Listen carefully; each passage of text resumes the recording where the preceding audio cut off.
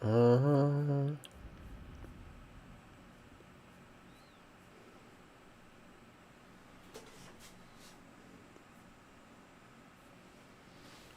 This bloody thing.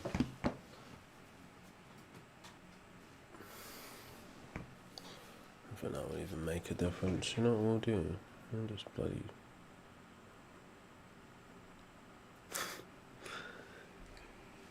big on the screen.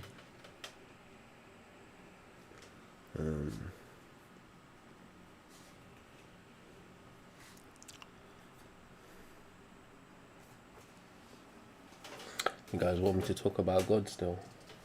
Let's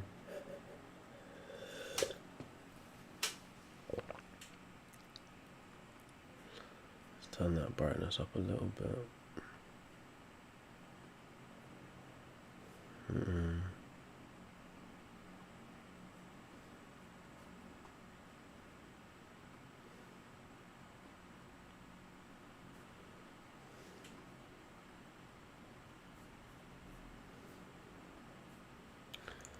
That doesn't seem to be visible for some reason.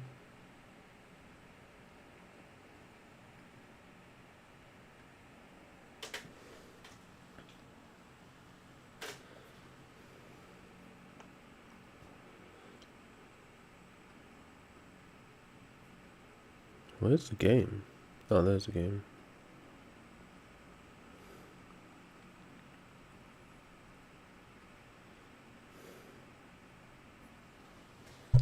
There you go. Better. I think.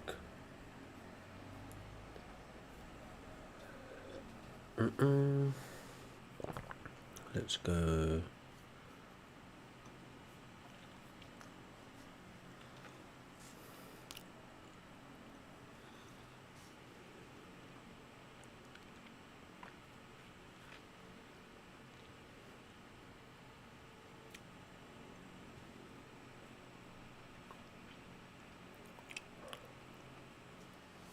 What's going on, me?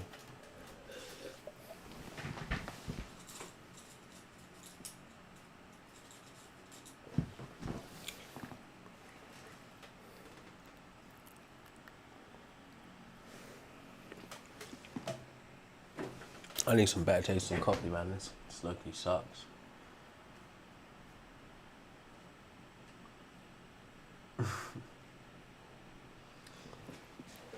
I'm something up again, I'm sure.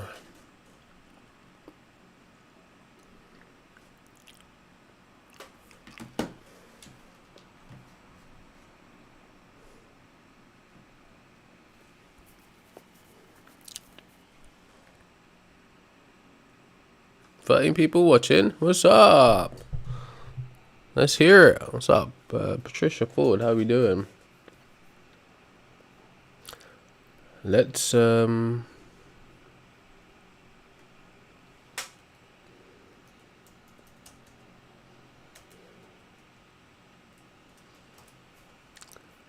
you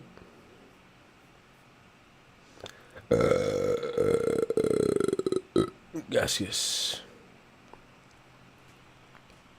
Alright, we are back on Elden Ring. What are we doing? We're going to fight a dragon. Not just any dragon. A dragon that less than... I think they said like only like 15% of people who ever play the game fight this boss. Now, obviously I've fought him before, but a lot of people don't even know that he exists. But the reason they don't know he exists is because you have to do a certain quest line to actually get to this dragon fight. Which, thinking about it, I have forgotten to do some of it. So, underground. We'll go talk to the round table quickly. So, I don't know if we've done the Erd tree bit. I think you got the wrong idea. No. No.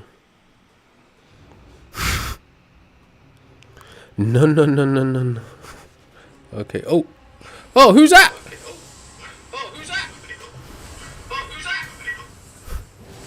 Hey man, I just got here. Why are we fighting?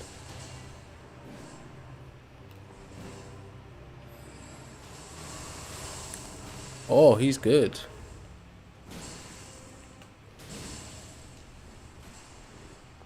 Jump, slam.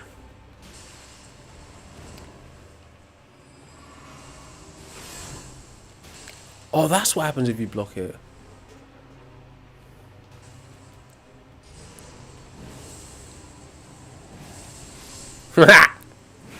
Technique.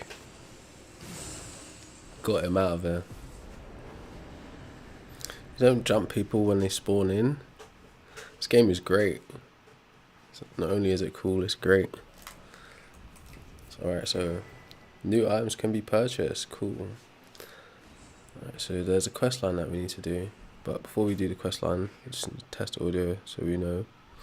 People can call in over on TikTok and have a delightful time. A lovely time on a Sunday afternoon. I should have came on earlier. Alright, so YouTube guys, can you hear an echo?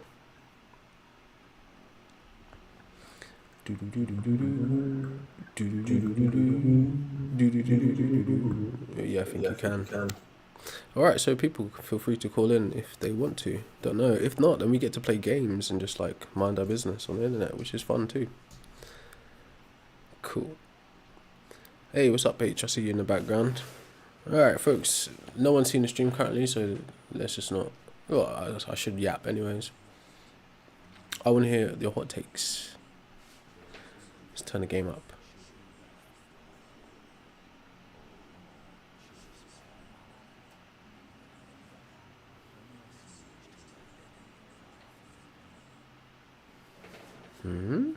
No audio detected? Oh, it's because I'm not yapping my head off.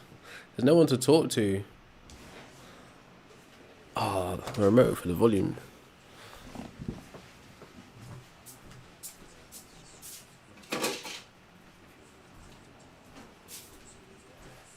Da.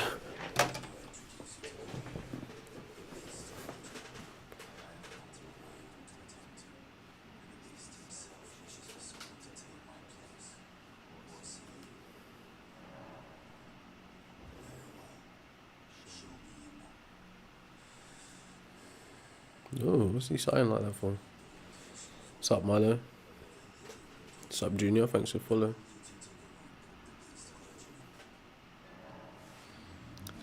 Red mark on the map. Which one? How many red marks have I got? Which one? So I think that's Volcano. Yeah, Mana Quest line. I still don't know what those things are. I don't know. I really don't know what those are. They have something to do with online play. Which red mark is he talking about? That's gonna annoy me.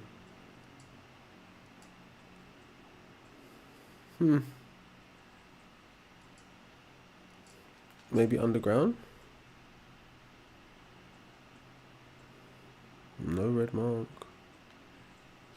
Oh, what the hell is he talking about? Wait, that might be it. Sending gate. Yeah, that's the one he's talking about. I think I know what the quest line is. What's up, Dada? Dada guy. Trolling, what's up?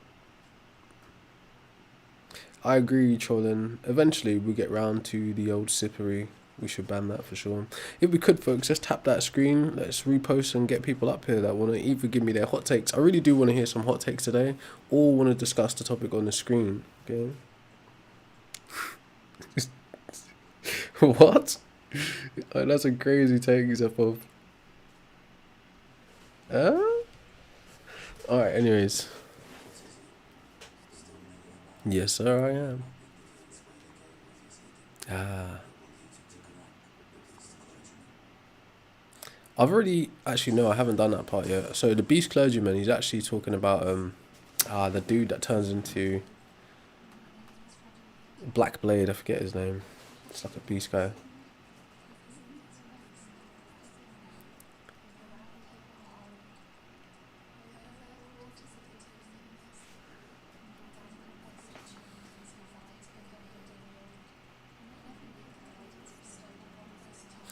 So yeah, feel free to request up. You can talk to me about why I say what I'm saying, or you can tell me your hot take and change my mind about it. I would like to hear some hot takes, can't lie.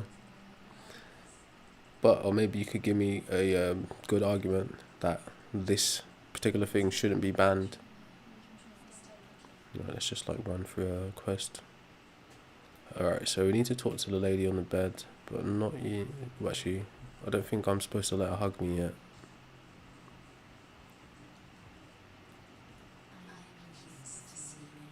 Would you like an embrace? That's why I've been getting hurt so much. We've still got her debuff. Oh, someone requested up, then they changed their mind. Oh, you're British, it makes sense. What are you trying to say, bro? What is this xenophobia? You're literally speaking English. Like, what are you talking about? How can you be xenophobic to British people while speaking English? Doesn't make any sense.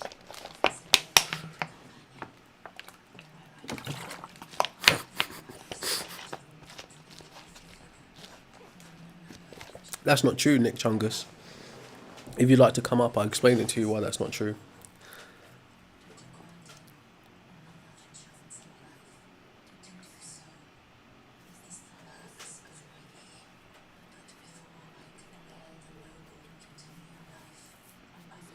Sup, Fraser?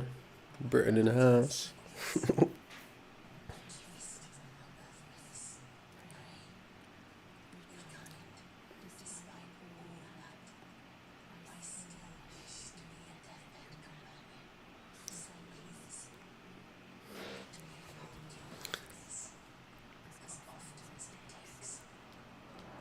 She be whispering in my ear.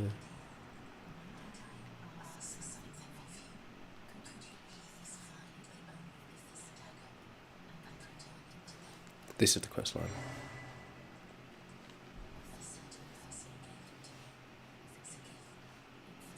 Bro, do not spam or I'll block you. Alright, that's the last time you get to say that, Ketchio, bro. Everyone already thinks you're a weirdo. Just stop making it bad for yourself. Okay, there you go.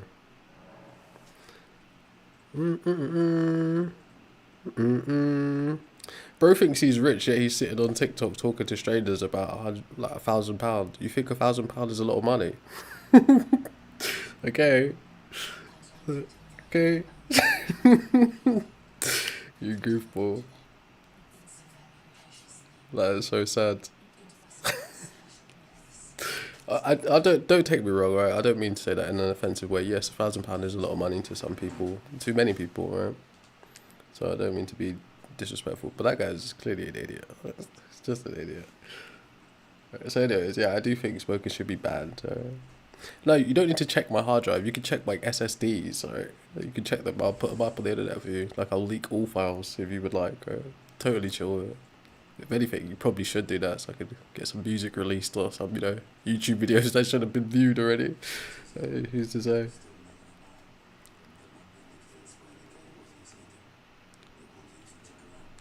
Huh? What? Yeah, banned worldwide, bro. Absolutely. Bro said about to set us back. Hold on. You think smoking isn't setting you back? Are you okay?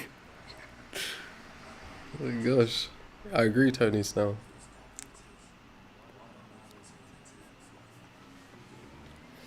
Oh, I want to chew some gum. It wouldn't be authoritarian, actually, right? It's a civil matter, so it'd be handled socially. It would actually be a collective decision, like most things are. People have this view that the government is like some external agent oppressing us. Yeah, sometimes governments are oppressive, totalitarian, authoritarian regimes, but you know what the governments are made up of? People. So, if you get the people's minds right, then the people who will be going into government could be, acting a bit more subversive on behalf of the people. But you don't get that because you're on TikTok. I'm just joking. All kinds, Aiden.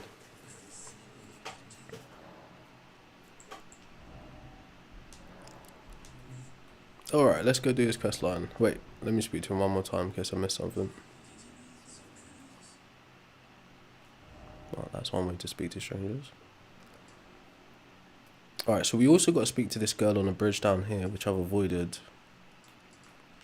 But he's unlocked this area, so let's go check that out quickly. Yeah, it should be banned outright. The cons outweigh the pros in every measurable way. Folks, can we tap that like? I know you might be emotional about your like current addictions and your inclinations to abuse substances, but there's no reason why you shouldn't have a public discourse about it. Okay, so if you want to have this public discourse about it, then you got to help tap the like and invite people to come up. I get it, right? People get boo-boos, but the truth is, smoking is the biggest boo-boo that you could possibly do to yourself anyways, and friends and family around you. Ooh, avocado eater. Interesting name. Hello? Hello, Hello, how old are you, my friends? 24. Say that again? 24. Okay, cool. Can I get a name that you'd like that you'd like to be addressed by? Huh? Can I Oh, get a you just call name? me Chris. Oh, nice to meet you, Chris. Right, a couple questions before we start. Nice to meet you too. Have you ever worked in or around the tobacco or cannabis industries? Yes, the one that not really. Oh, can you go into more detail about that? No, I misunderstood what you said. The answer is no. I'm sorry. So you've never worked around the tobacco or cannabis industry? No. Okay, cool. Do you use either of those substances? I used to use marijuana, but I don't use tobacco because it's dangerous. Okay, cool. So do you no longer use marijuana? Unfortunately, not. It is illegal in Poland. So you still use it? Is that you saying you do or you don't? No, it's illegal in Poland. Oh, it's always illegal, isn't it? But anyways, right. So, do you mind answering what age you began smoking? Uh, 21. When I reached the age of that it was legal. Are you saying that to like protect yourself legally, or is that actually the truth? That is the truth. Okay, cool. All right. So, nice to meet you, Chris. What do you want to talk about? The topic or a hot take that you have? Oh, let's just talk about the topic. Okay, cool. Floor is yours, my friend. Um, I do believe that we should highly restrict smoking. It's really bad for society and it's bad for people's health. A lot of people lose their lives from smoking, About 7 million but I people a don't year. think it should be fully banned What's your reason? because everybody engages in dangerous behavior. I think we should just limit people's ability to engage in dangerous behavior, but I don't think it would accomplish the goal of stopping smoking. It would just give more power to the black market. I don't think that's true. Right? Do you know what a black market is called? Uh, you mean what, can you elaborate? Like So, what it's called? black markets are called parallel markets. Do you know what they're Oh. called? Parallel markets. Um, because they're parallel to legal markets. Exactly. So they already exist. Okay.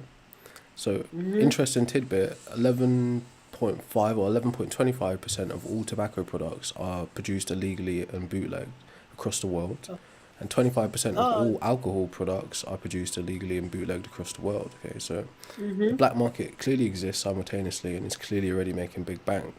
Now, what you Mm-hmm. said was like, I understand it's a view that people hold, but it's not a view that many people have thought through. Okay, so because black markets exist parallel to legal markets or like overground production, yeah, by ending overground production, you actually draw the black market out into the open, and they can no longer hide what they're doing by like like just like washing the money through a legal view. Put it that way. So it actually makes it easier to police the black market production of things if there's no overground version of it. So that's not true. And do you what country are we referring to right now? Every country Any or? country, it'd be the same Oh. across the board. Black markets exist in almost any sizable economy. It's a part. It actually makes up a chunk of any economy. So you don't so you don't think you think it would be better to ban it because the black market would be more policeable? Say again, sorry. You think it would be good to ban it because the black market would become more policeable? Well, that's just a counterpoint to the view that a lot of people hold that banning substances creates like a black market. They have a very skewed understanding based on American prohibition, but it's not accurate. That's why I said that. But yeah, it would be a lot easier to police and manage. Uh, I wouldn't say it creates a black market because the black market already exists. I would say it exacerbates the size of a black market. Yeah, People who you have to that's a understand the counterfactual. problem about addiction. That's a counterfactual. It's not something you know yet for sure, but yes, it's a possibility. I'm saying addicts will get their substances regardless of the legal status. Right, yeah. There's no beef with that. That's a potential reality, but like I'm saying, there's still solutions to work around that. But what I'm proposing isn't a type of overnight ban making something illegal. It's more like an attrition tactic. So in order to right, so how it would be done is both tobacco products and cannabis products or anything like that would become illegal essentially, but you decriminalize the current users, then you lock the market, you lock new customers out of the market, like the law that's going to come into place in 2027, the Ash Act. Okay, so that means anyone born after 2009 will never be able to buy a tobacco product legally again, right? Because the age goes up every year. So how you do this is you help the people who are currently addicted, right, by attacking the market, meaning the production of the tobacco and cannabis products, and reducing the quantity and quality of the addictive properties, e.g. nicotine or THC. What this does is it helps the people who are currently addicted get off of it easier. Then you offer those people a cessation help, or basically smoker cessation services like pills, patches, gums, vapes, talking therapies, like educational opportunities, etc. So you decriminalize it, okay, but you keep it illegal. So if people are caught with it, they get like basically PCNs or fines, and they get mandatory education around it. So like And it's a long form strategy. It's not like, hey, overnight it's going to be illegal and you're going to go to jail if you're caught with it. That would be silly and completely undoable. and what if those people don't want to stop using substances? Yeah, so that's the reason why it's done in that kind of phased situation, because at a certain point, the people who, right, so this sounds kind of crude and like a bit vulgar to say, but how the tobacco market is currently, the model is to get people smoking from under the age of 20 and have lifelong customers. But if you lock out younger people from getting into the market, the actual current market that tobacco companies can serve will eventually either quit or die out. Right? That's kind of the attrition of it. Not saying that's something you want, because obviously we're trying to reduce the deaths and like harm principle, right? Obviously. But yes, the people who are currently addicted and using tobacco products are highly unlikely to give them up. That's why you have to regulate the market and give them help to get off. Do you know? Hmm. And if anybody, one of those people that are not supposed to be smoking, the ones that are phased out, what Say if again? those children start using substances They like will. smoking? They absolutely Yeah. will, right? So that's why you attack it on a social level, a social consciousness level. It's doing things like what we're doing now. You raise the consciousness around the issue and show the realities of it, combat misinformation, like lies like, oh, this isn't addictive, this doesn't harm you. You show them the facts, you show them case studies. Of course, kids are always going to experiment with stuff, but to mitigate that, like I said, you create the law that here's an example of it. I was born in the 90s. Growing up, smoking cigarettes was allowed anywhere, everywhere in public, on buses, in shops, in town halls, anywhere and everywhere, okay? Coming into the early 2000s to the 2010s, it was legislated that you couldn't smoke in public places and you now had to smoke in designated places. So a small change like that in my lifetime represents the potential for a greater change in the future, e.g., kids born after a certain age will never experience tobacco products in their vicinity, right, at all. It'd be a thing of the past, kind of like how lead was in paint and asbestos was in buildings. There'd still be remnants of it that you'd have to combat, but it wouldn't be a social reality, because you're tackling it through legislation, then you're tackling it through social means, like, kind of like psychological warfare, propaganda, etc., education. So yes, but kids will try drugs. There's no doubt about it. Unfortunately. Oh, he dropped. That's a shame. So yeah, like just to run through that again. When you say, when I say ban smoking, right? It's not a, I want to make people criminals overnight and like go get the government to clap down on people's rights, right?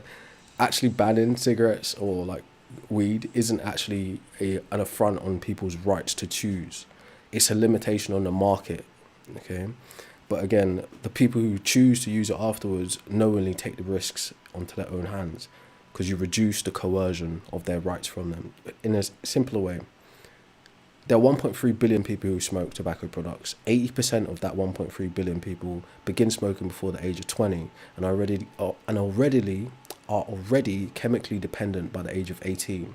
Some people start smoking as early as the age of 9 to 13. Like, it's called an experimental debut. It's weird, I know, but that's how it works. So that means the actual model is coercing children's rights and freedom and future freedoms away from them in order to make them smoking consumers and customers for the rest of their life. Okay, so that's the freedom that you need returned to kids, to our society. It's not a freedom of choice being taken away from you by limiting the market. Okay, so it's literally the opposite. Anyways. Hey, yeah, I kind of disagree with you. Here. I mean, so Wait, your chill, argument is, chill. Keep that in mind. Keep that in mind. Can I get a name that you want to be called by? yeah, just call me Cloud is fine. All right, cool. Have you ever worked in or around the tobacco or cannabis industry? I mean, I used to smoke cannabis when I was in high school. I work in health industry right now. Cool. You know, Cool. what Can I we would say wait, is, wait. yeah, go Right. So you fudged the question. So you haven't worked in the tobacco or cannabis industry, yeah? as in like, do I retail it? Is that what you mean? Yeah. Worked in or around? Are you like affiliated with anybody selling it, or like any kind of No, vested no, no. I'm a interest? healthcare professional, so Cool. I prescribe inhalers and stuff, I suppose. So you're a doctor. Yeah, yeah, So I'm a doctor. I work in the UK, all right, cool. Wait, but wait, I'm wait, from wait, chill, Canada chill, chill, chill, originally. chill, chill, chill. No, I do want to hear the information, but just like clarifying questions is important, okay? Uh, Sure. have you ever used tobacco or cannabis? Cannabis when I was in high school.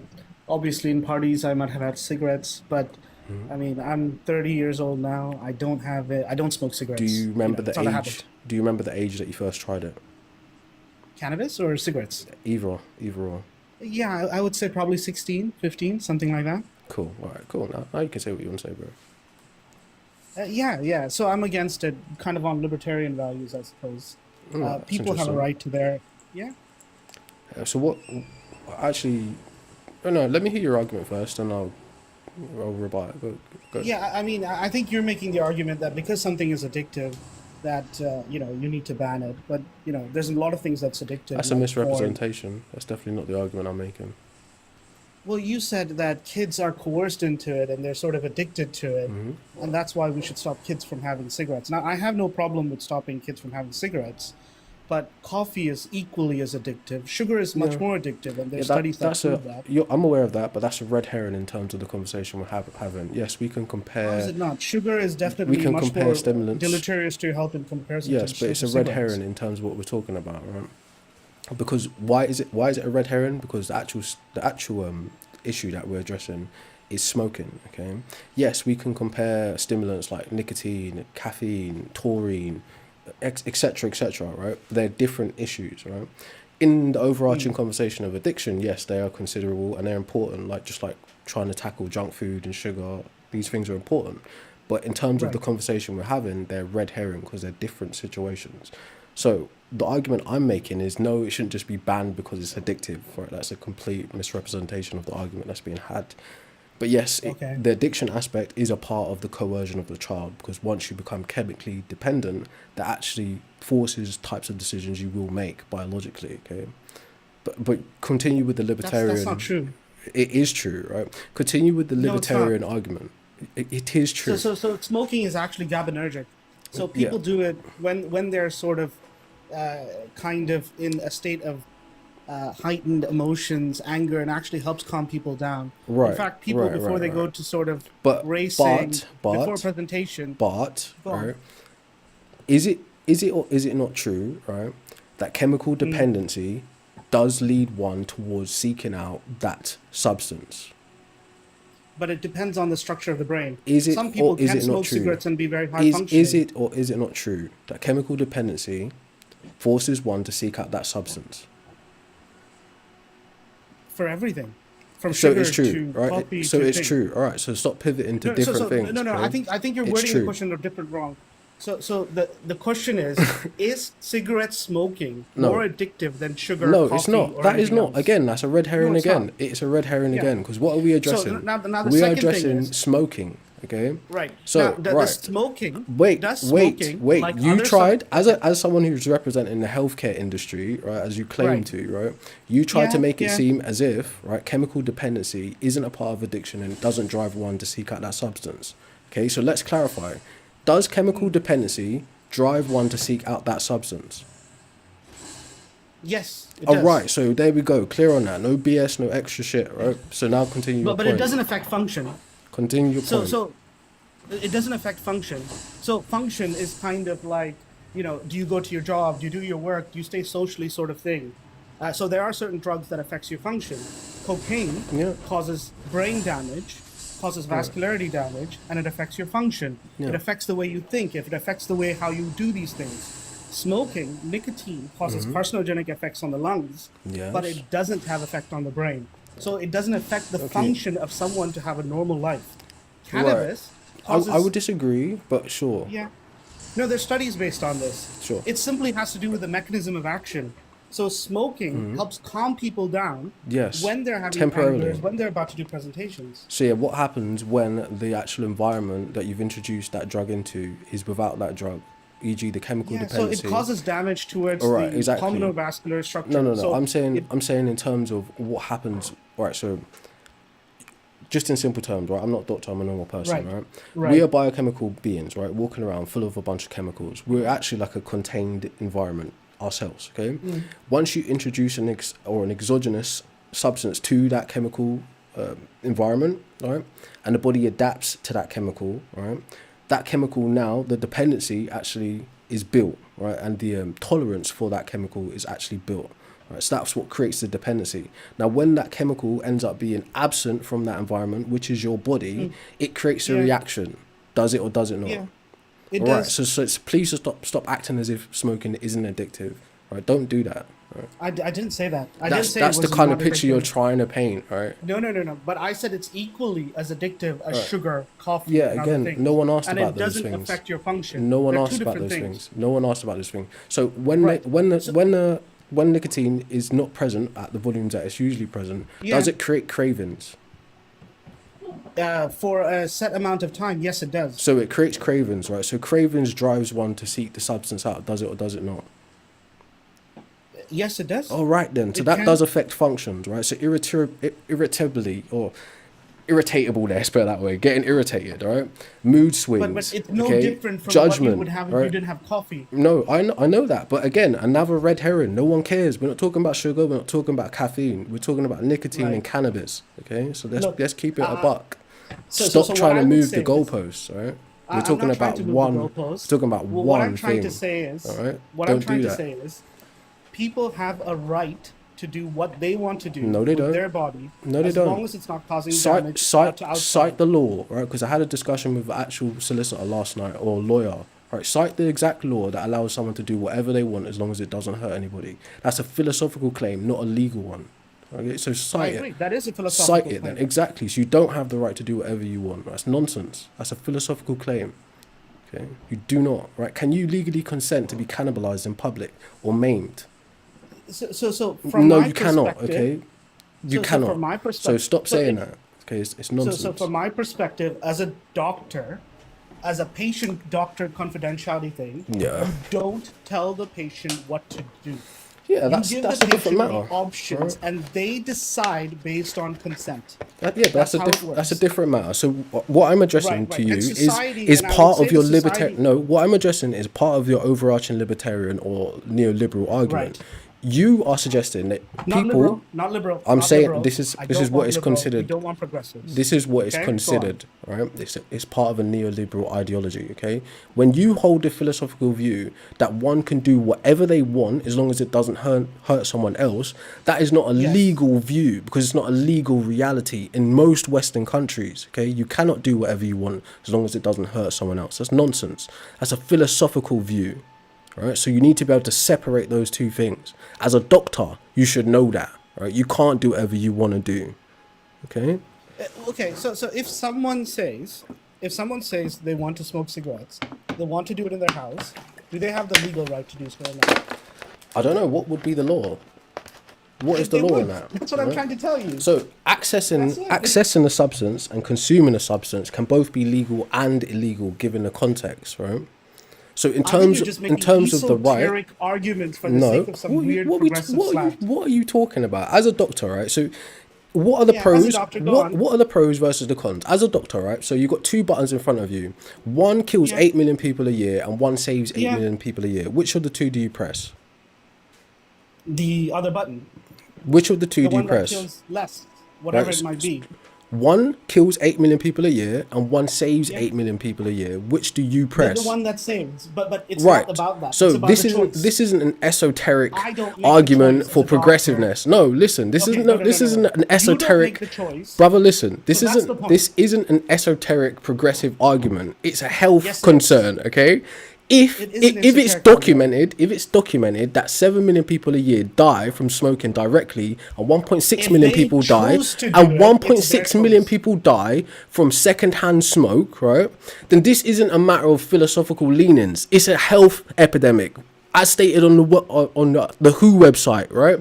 On the National Institute for Statistics, right? It's a health epidemic, okay? Nobody's disagreeing with you. Oh there. You're right, so just thanks spouting out doc, stuff thanks that we doc, know right? about. So thanks doc, right? This isn't my personal philosophical leanings. It's actually a health issue, okay?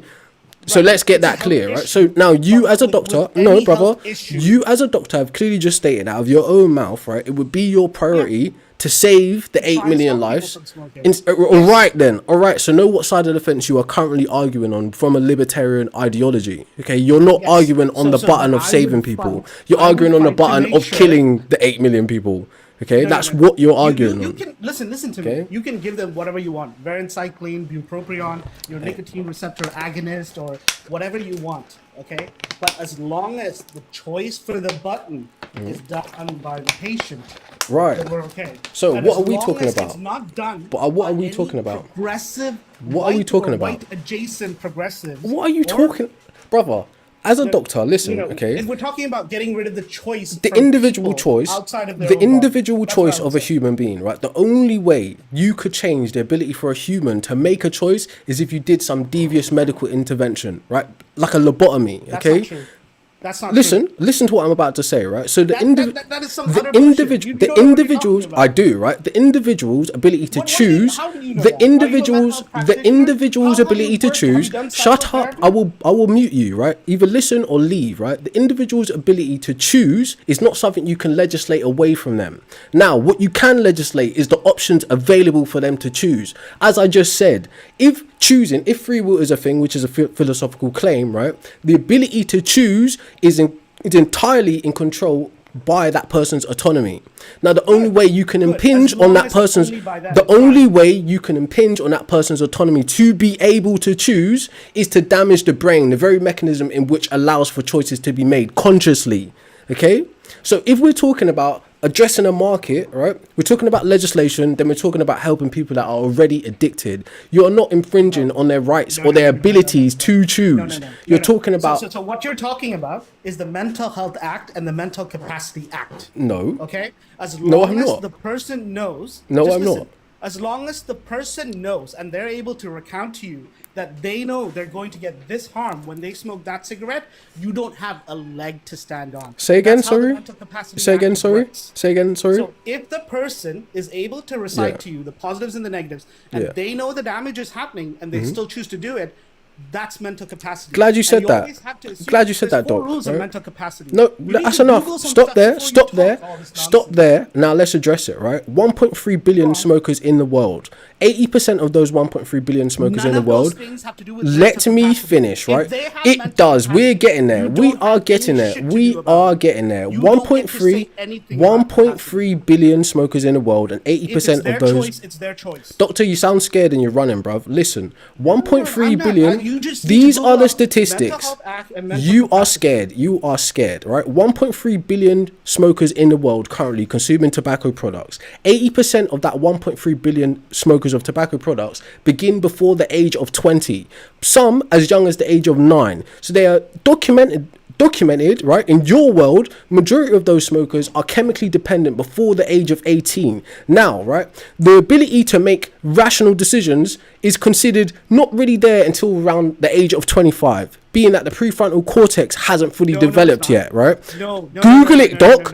Google it, doc, right? So what you're saying is that what you're saying, let me finish. What you're saying, what listen, let me finish. What you're saying is that anybody under the age of 20 that begins smoking, right, is making a fully conscious choice about what the future health outcomes will be. That is not true. Right, it is not true. So the Mental Health Act that you cited, isn't accounting for taking care or safeguarding minors, right?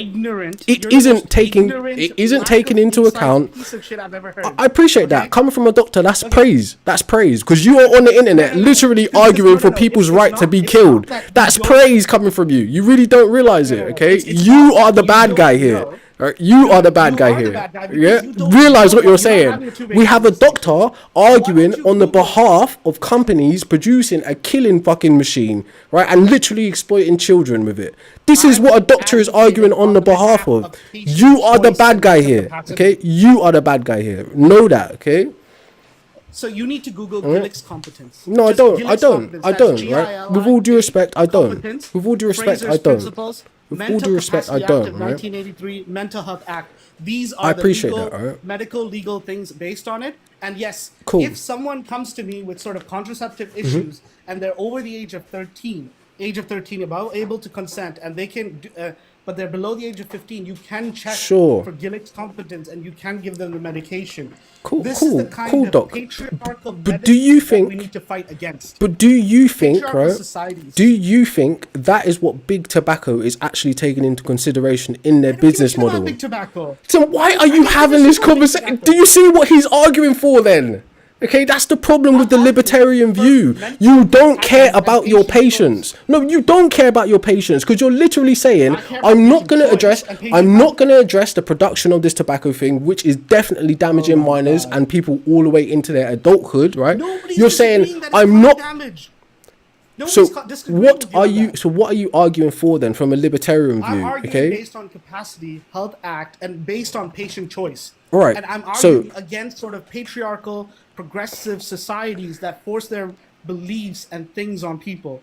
That's what I'm arguing If you are anti-patriarchy, why did you become a doctor in a healthcare system that is literally built on the back of patriarchy and racism? If that is what you're really about. It's a job. Oh, so it's just a job, right? You don't actually care then. It's just a job. I care. Okay, because you've been ushered through that same patriarchal system as a man. I don't know what race you are to become a doctor. I'm okay, Sri Lankan ethnic. Even better. Patriarchy all over the fucking house, right?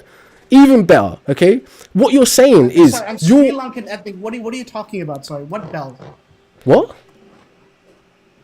You asked me my ethnicity. I told you my ethnicity. Yeah. And then you said your argument was against patriarchy. Okay, I don't want to say anything racist, but I'm just saying, as far as we understand it, ideas or ideologies about gender roles in the Asian world are quite strict. Okay, as we understand it in the West. Brilliant. So like I said, you becoming a doctor is part of that same patriarchal setup. Okay, dismiss it all you want, but that is a reality socially. Okay. Anyway, so don't come up here acting like you're some white knight for feminism or something. You're not, right? You're part of the problem. Medical racism, sexism is your arena. Okay, so just get real. Get fucking real. So the first thing about patients is ideas, concerns, and expectations. Yet you're arguing for them to be exploited. Exploited by what? I'm not being... The tobacco industry! Alright, so the standards of what I just said to you, okay? Of course, right? But the standards, which is your field, who's producing these standards, right? These figures that we cite, right? Apparently, Nobody's right? arguing with the damage. Apparently, Nobody's right? arguing with the damage. So okay? exactly, right? If you're I well aware, literally if you're start aware of videos the for everyone damage, every day. brother, listen. If you're aware of the damage, right? Arguing the libertarian view that people have the Listen to me. right to Just damage last themselves week, is I incorrect. prescribed nicotine Brother, replacement therapy. Listen, Nobody's against that's good. nicotine That's good. replacement therapy. We're glad. We need Okay? more cessation services. But listen to what I'm saying to you, right? The libertarian argument that they have the right to destroy their health is incorrect. Correct? You overwrite that child's freedom or choice to be able to live in a world healthily and safe.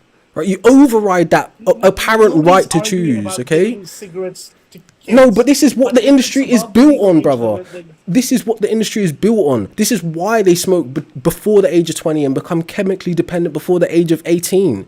Okay, that You is know what a the- choice being coerced away from a child. All right, that's the It difference. doesn't have. It has Now- the same addiction neurotransmitter release Right, as but coffee if and you sugar. if you made the choice There's literal after the age of studies based on 25, this. right? Yeah, again, red herring, right? If you made an informed choice after the age of 25, then you can say that's an adult choice, an informed choice, right? But given what we know Where are about you getting this cannabis, idea? So given what in we know terms about of the cannabis age of and 25, nicotine, right? You shouldn't be exposing a child which is developing and growing to those substances and then having them develop a chemical dependency on those substances. That's a coercion of agree. their health, right? And that is also responsible for disproportionate health outcomes in the future. Okay. Now, don't disagree with who exactly? But who disagree with who you on is that. the minority in society that ends up addicted to these substances at that age? It's the poorer, lower income, working class kids. Why? Because they're 3 to 4 times more likely to end up on substance abuse because of their socio-economic background. Okay. So as a doctor, one if you is don't address disagreeing with any if of you that. don't try But to you address the can't take- systemic, if you don't try to address the systemic reason why they end up on the substances as children, there's no point you seeing them in your fucking office after they're already addicted. That means you're part of the Alright, problem. Okay? Seth, listen to me. Listen to me. I don't know how much homeless people you deal with, but I live in Sheffield, okay? I deal with migrant minds. I deal with homeless people. I go with my Big up parents Sheffield. to deal with homeless people in the mornings as well, Big to up deal with Sheffield. ulcers, smoking, and so forth, okay? Now, what I would say is those people, you can't take the agency away from them. They are people. They have a right to make choices based on what they want to do. Respect Yes, it. I they've respect had that, bad right? lives. But remember, what we So what, they've had when bad we, lives. you have to be able They to might have separate people- individual agency from access to a market, right? If you want to Right, go, but it's if you want to go to a medical shop, legally doc, wrong. doc, listen, So right? I've If you want to seen go to a lots of shop, doctor- Doc, listen, if you Lots of want to go to the doctors will shop be and patient buy a agency. donut, if you want to go to a shop and buy a donut which is filled with feces in it, right? That is something that is not available on the market for you to choose, but it does not hinder your ability to make choices, okay? The market is separate from the Agency, people individual's just agency. look down on them. We've already established that. We've already established that no one is no. infringing on the Look, that's what agency. you're trying This to is do. the libertarian You're mess up. trying Like to this is remove the agency foolishness. from people. Wrong. You're not because right. So the actual strategy in the UK, as you should know, listen to Doc, me. right, is that it's a war of attrition on tobacco industry. Why is it that in Listen. 2027 January the Ash Act comes into play, which makes it impossible for kids born after 2009 That's okay. to They ever have buy. a Right. democratic So mandate no to one. do this. Right. So People have the a democratic standard, mandate the to do standard is that their actual rights and ability to choose isn't being infringed upon. It's actually a legislation that regulates the market, access to the market. Okay. So what is the strategy to ban it? Right. You have to make sure the companies reduce the actual quality of addictive substance, e.g., by 95% in nicotine. And when it comes to the cannabis industry, which will be tobacco 2.0, we have to reduce the actual quality or quantity of THC below 10%. Why do we do this? So it gives the people who are currently addicted, using, like you said, their autonomy to choose to smoke, an off-ramp from the substance. So where their addiction is quite rampant because they need more and more due to their tolerance, the actual production of the product will be weaker and weaker, making it easier for professionals like you to do your job in cessation services. Okay, so it's not limiting their actual autonomy, it's addressing the market, which is the stem of the problem, right? Okay, Seth. My only thing, I don't disagree with anything that you've said. Okay, I literally prescribe nicotine replacement therapy for patients week after week after week. Okay, and nobody's disagreeing with you on that. All right, and people have a right to have a democratic mandate to control how the cigarette comes in and how it doesn't come out. I'm not someone who's a cigarette smoker. I haven't smoked cigarettes since high school. I'm 30 years old right now, so I don't know what that means to you. That's right? good, but you don't address the fact that you ever did No. smoke as a The teenager. point is- That is part of the No. problem we're addressing. The teenagers you speak of, okay, they're living rough.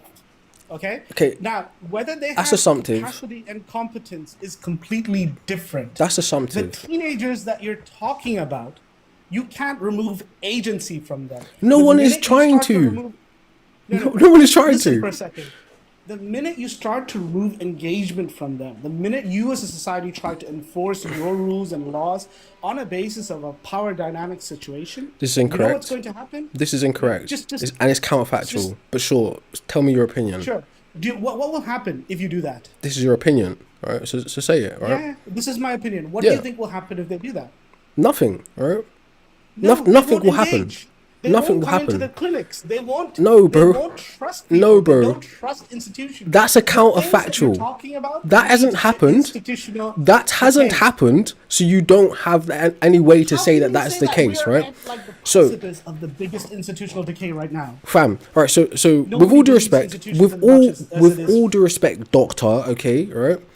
Simply saying that because something won't be accessible on the market, kids won't address or engage with services is something you can't know yet because it hasn't been done.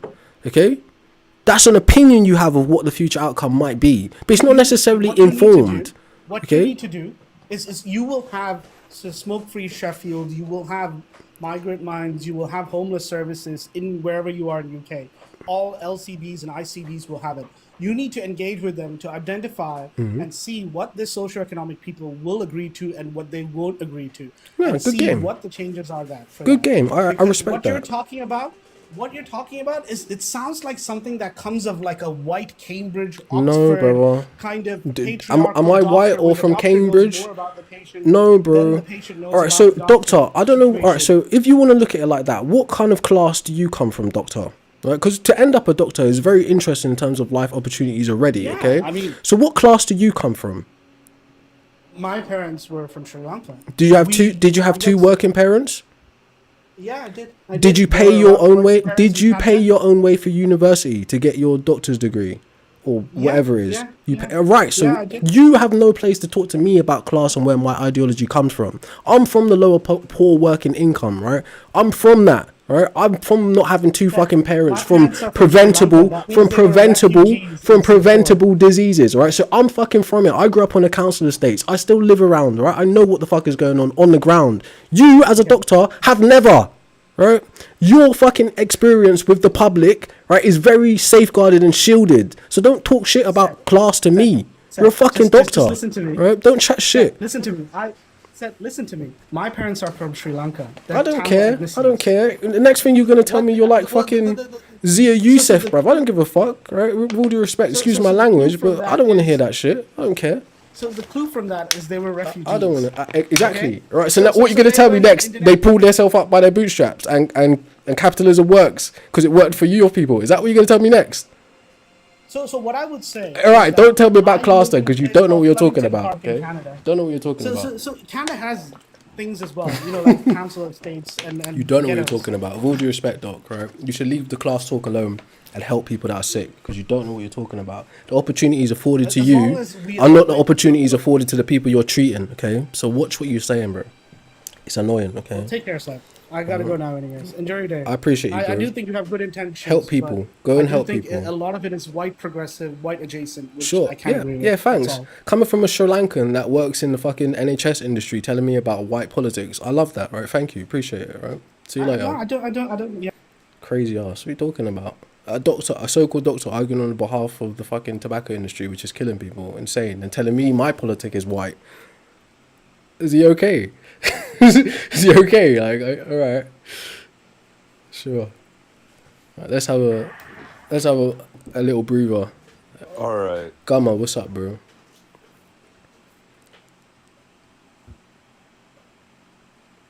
Yeah. Bro, you're cutting for some out. background, I do smoke. I smoke. Oh, am I? Oh, here, Oh, your that connection, should be your good connection is now. All bad, right? Wait, before you start, can I get a name that you'd like Yeah, to be addressed right by? now it should be good. Can I get a name you'd like to be Just addressed by? Gummer. You can just call me Gum. Gummer. Yeah, All right. Gum. Nice to You meet you, say Gum. Nice to meet you, Yeah. Gum. Right. Have you ever Nice to worked? meet you, man. So, Wait. Qualifying questions are important. Okay. yeah. Have you ever worked in or All around the right. tobacco or cannabis industry? In terms of sales, I work like at a store a little bit selling cigarettes, but I do work in a blue collar background, a little bit of farming. So I have worked on some mills that deal with the tobacco industry. But as for cannabis in my state, it is illegal. Okay. Have you ever used either of those substances? Yes. Cool. Thank you for being honest. Do you mind telling us what age you began to use those substances? I was around 18 when I first started using both.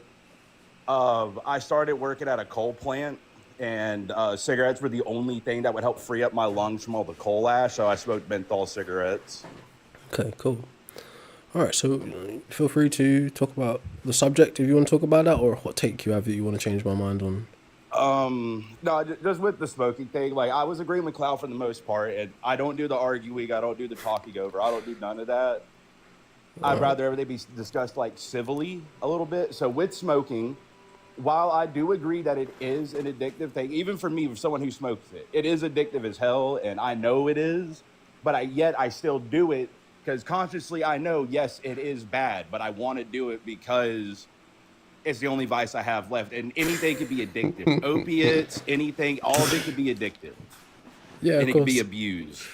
All right, so what's your argument that smoking shouldn't be banned?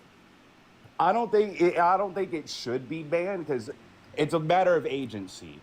While yes, it is harmful, it's already regulated in the U.S. It has very distinct markers to let you know, like, hey, this is a harmful thing that you are doing.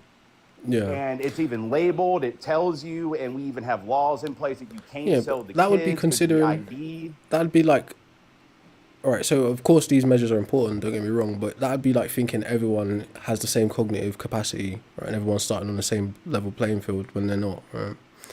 And again, the stats show majority of the people who begin smoking begin as kids, even yourself. Okay, so those kinds of considerations obviously aren't considered. Okay, so what would be the best argument from your point of view why it shouldn't be banned?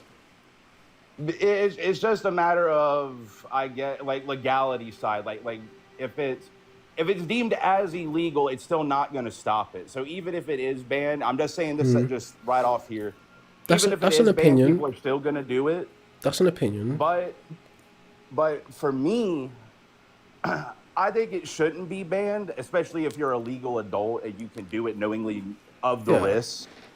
So that's fine, right? But what the reality is here, okay? If 80% of all smokers begin smoking between the ages of like, well, let's just say like 9 and 20, right? Or just before 20, and they're chemically dependent by the age of 18, okay? They're not, there's, in most worlds, in most countries, one could argue they're not making a rational decision to do that, or not an informed decision to do that. It's a sort of social coercion. I know it's a bad person to cite at this point, but there's a guy called Noam Chomsky who talks about manufactured consent. Marketing, propaganda, social conditioning, all these things create these environments where one ends up trying a cigarette or a stick of weed or whatever, okay? So the actual interaction, the initial interaction that a child has with these substances isn't actually something that they're in control of, right? And they're not making an informed decision. They're not actually able to express their like free will or agency in that way. Hence why as a child you're in the care of adults or carers, etc. Okay, so you're not actually making an informed decision on free will. Now the stats show that humans in general, our brains aren't fully developed, e.g. the neocortex, I think, or prefrontal cortex, sorry, and then there's a subcortex as well, before the age of 25. So after the age of 25 you can be considered like a fully grown or full bore human adult. Okay, prior to that, all of the other standards on what makes you an adult are societal, e.g. like normatives, right? You should be able to get married at like 18 or whatever, go to the army, smoke or drink, right? These are societal ideals, but they're not biological realities. Biological reality is that you're not fully an adult until after the age of 25 because of your brain development. That particular part of your brain that hasn't finished cooking is responsible for impulse control, decision making, etc., long-term planning, okay? So if a child comes into contact with these substances, tobacco, cannabis, whatever else, right, the argument is that they aren't using their free will to be informed on the choices they're making. Their choice has been coerced from them due to larger society, due to the production and coercion from the tobacco industry, etc. Okay, so it's not an attack on their free will to help them. Well, yeah, I get that. But at the same time, if a child is going for cigarettes and i.e. if an adult is giving them to them, it's wrong, like already off the bat. But even still, an adult could tell a kid like, "Hey, these are bad for you. Never smoke these." Even Sure. me, I will tell younger people. If I could go back, I'd go back and kick my ass for smoking my very first cigarette. Good on you. But I I'd kick your ass understood too. the risk of it. No, I don't think you did. All right. I don't think you did. I understood the risk. It's I well understood studied. the risk. I had a parent that smoked cigarettes for years. Both of my parents did, but my dad was a single dad, so I grew up at a low income household. Don't get me And he wrong. smoked. I can't take anything away from your experience or what you're saying. I think it's very honourable for you to like assume the responsibility of that choice. But the reality is, kids aren't able to correctly gauge consequences of their actions. Right? They just simply aren't yet. There might be outliers that we consider geniuses and all that kind of stuff.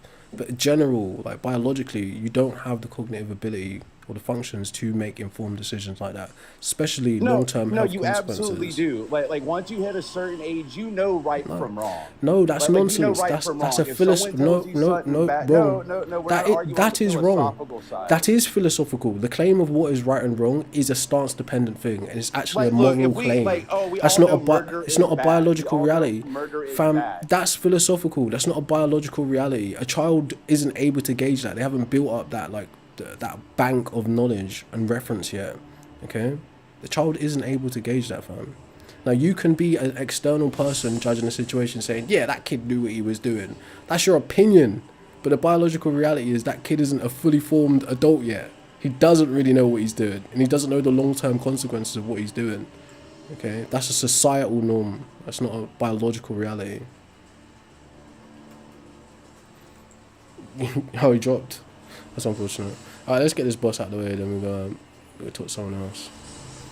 But yeah, like the argument that you know what's right and wrong as a child, that's a religious, metaphysical claim. That's nonsense. So it's not even a reality. What is right and wrong is a value judgment. Okay. And if you haven't got enough life experience to build up your values, you can't make a sound judgment of what is right and what is wrong. Right? A child doesn't have the life experience to do that. Okay? They can parrot normative values, but they don't know the reasons behind the normative values. So it's a difference. Anyways, let's get this boss out of here. Sorry, I forgot like the music was really loud. And yeah, I apologise to Cloud Strife for like shouting at him and stuff like that. It's just for me, it was quite upsetting to hear a doctor, or a supposed doctor, we don't really know if he's really a doctor, I could be lying, act that way and have this kind of disregard for human life. To me, that's upsetting. So of course I was a little bit annoyed. And then his critique on politics, like as if he's some class warrior as a doctor, is a Sri Lankan fucking refugee. It's just like typical reform Zia Youssef bullshit. Like what are you talking about, bro? It's like, so what are you talking about? It's like, ugh. It's like, get out of there. But yeah, I apologise to Cloud Strife for shouting. But anyways, right, let me just get this boss out of the way and we'll bring up the next guest.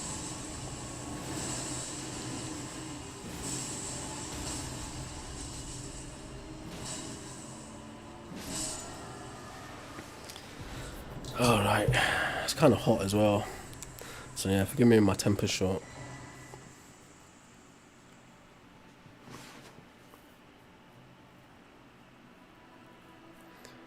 Oh yeah, folks, do drop me a follow. We talk about all different types of subjects if you would like to be around for those, and like favorite the channel, do whatever you want to do.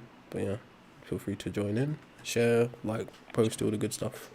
Katie? Hey, how's it going, man? What's up, bro? What name would you like to be referred to? Just Cade is fine. Cade, yeah. Quick couple questions for you, Cade.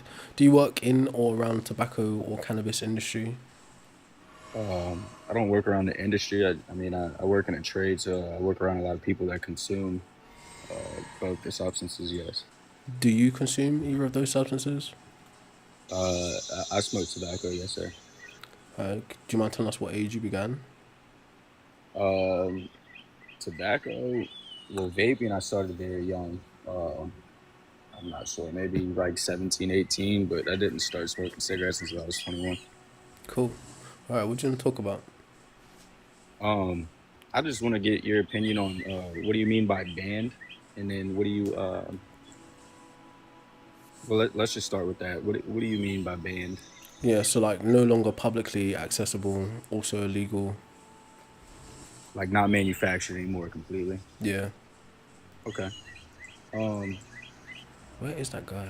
all right, I understand that. Really, just my hot take is, I think before we look at a hard crackdown and ban on smoking, I was just thinking that my personal opinion, I think alcohol is far more dangerous. I think a lot of other substances are far more dangerous. Um, I don't really agree with cannabis. I think the consumption of cannabis typically turns people um, to become more lazy and just have no more drive, a lot more brain fog. And I think especially for children and young adults, I think it definitely hinders their development in the near What was future. that? Alcohol or cannabis? No, I think alcohol should be completely banned, and I think cannabis, consumed by children and by young adults, I think it definitely affects your future development, and typically turns you into, I guess, just a bum. No, I'm in agreement with that. I can't argue with that.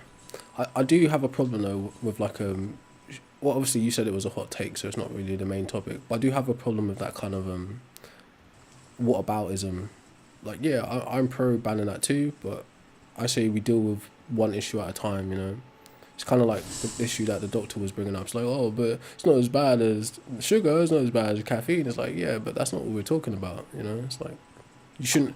It's like saying someone who says, "Oh, I'm a good person because I'm not that ultra bad person." Like, no, like measure yourself by that parameter doesn't even make sense. You know. No, I understand what you're saying. I just, I guess if I could ask you, just what do you see as a priority? Do you consider smoking as uh, like a number one priority to be banned as far as like societal norms, like as opposed to any other substance or uh, alcohol consumption, or Well, how like do you feel about that?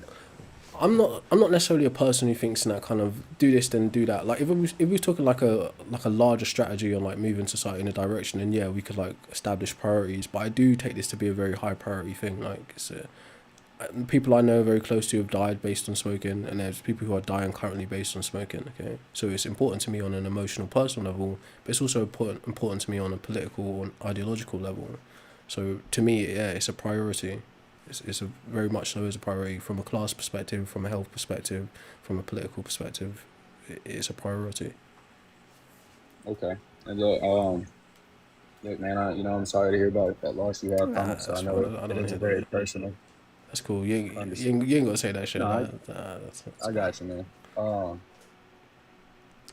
well, But yeah, I think an outright ban. I think outright banning anything hasn't necessarily worked. Uh, I don't know if that's in the true. past. I don't know if that's Okay, true. well, There's like think for example, having lead in certain products is banned. Having asbestos in certain products is banned. This is just another one of those things. There are probably countless other things like that, but they're just the two that come to the top of the mind. A lot of people kind of like point to prohibition, but they're not fully informed on what prohibition was and how it was enforced. So it's kind of like a bad take. I mean, like you bring up asbestos. I mean, asbestos was. I mean, we could have outright got rid of asbestos. I mean, like the problem with that is we manufacture and produce things that not only do a better job than asbestos, but it can completely cancel it out. And as of right now, I mean, there's just nothing that can really cancel out nicotine. I mean, we tried, Well, that's not true. like That's not true either. nicotine-free things.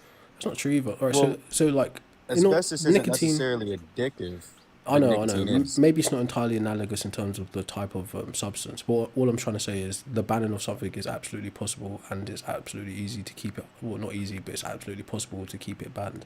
So that was the reference I was making. But in terms of nicotine, the nicotine is an isolated chemical compound that comes from the tobacco plant. So you can isolate the nicotine and put it in other things, which people have done, from gums to sweets to patches, etc., to vapes.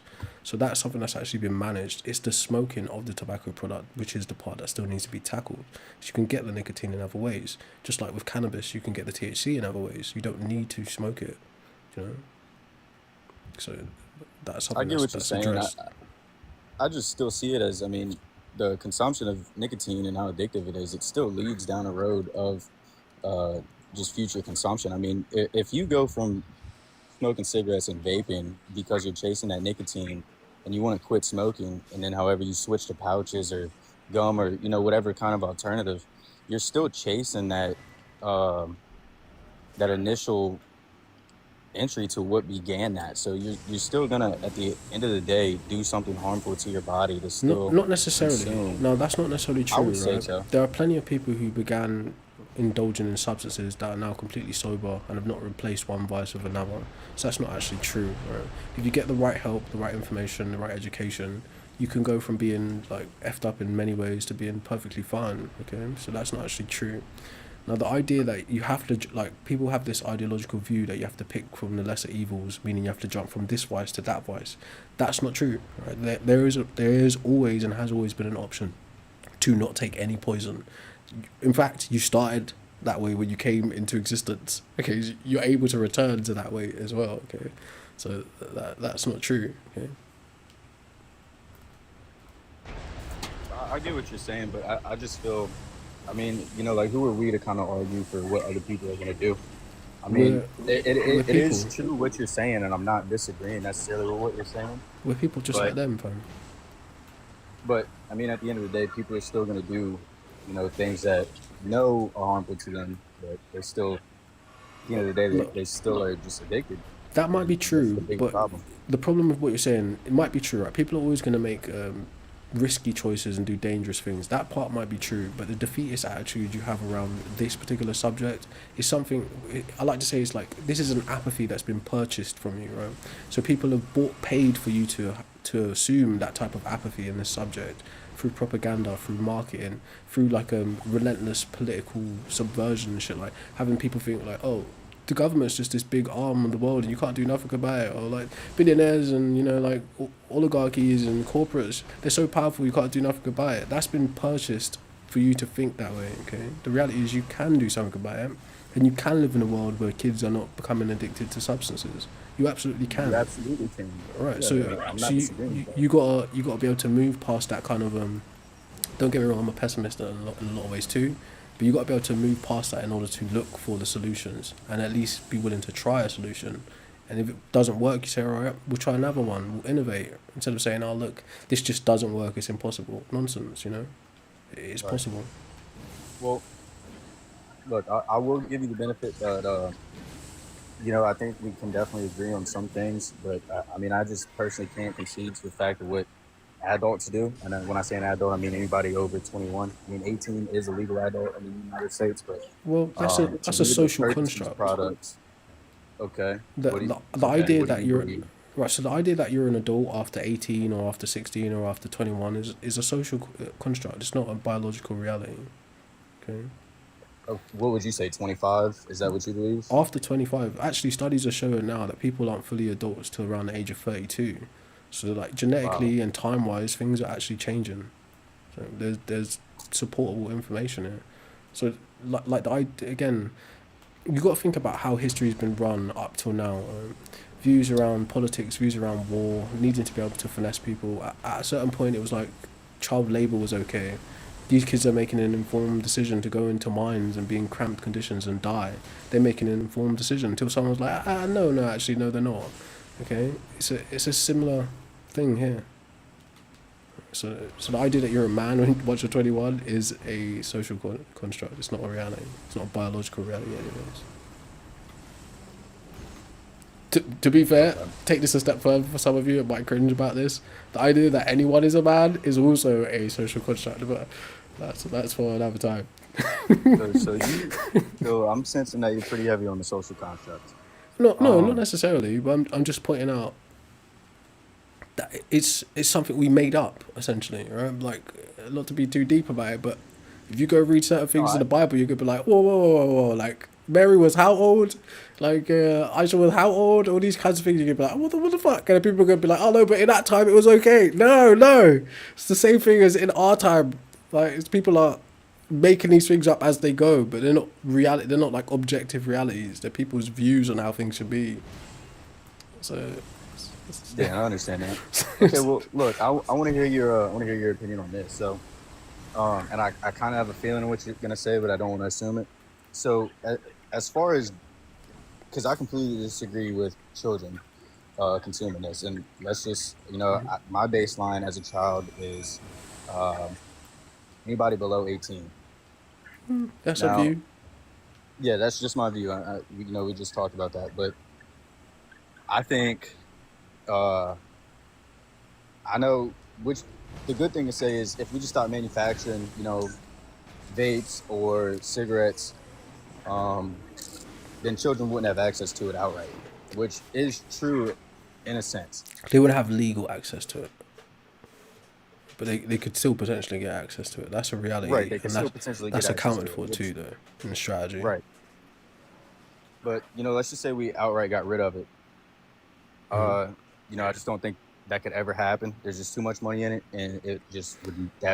We both know that would never happen. That's not actually true, right? And again, this is your same defeatist mindset speaking and not the actual reality. So in terms of in the UK, I can't speak for America, but every year we make about £7 billion from taxing tobacco-related products. But those tobacco-related products cost us 44 billion, right? NHS costs, social care, loss of productivity, preventable diseases. So the little we make in comparison to what we bloody spend, people would be better off financially without it ever existing, or at least being publicly available. Okay, so financially, we'd be better off for it. Okay, and I get that, but over here in the United States, it's a whole different market. Maybe, but we can get the stats now. I reckon it wouldn't be that much different. You got a larger economy, a larger bloody population, so you're likely to be a lot richer. It's my opinion, though. I don't know yet until I see the stats. But yeah, anything else you want to add, bro? We'll bring someone else up. Not really too much, man. I appreciate the time. Keep doing what you're doing, man. No, I appreciate you, bro. So again. Hey, wait, Katie, you still there? What you got? Yes, sir. What's up? Did you say you're currently smoking or currently a smoker? Yeah, I'm currently a smoker. Do you have any plans of quitting in the future? It's the goal, but right now I just can't see myself doing it now. All right, good luck to you, man. I hope you get there. All right. Yes, sir. Thank you. Take care. I'm just gonna start picking whoever's at like the top of the list because I don't know who was here first now.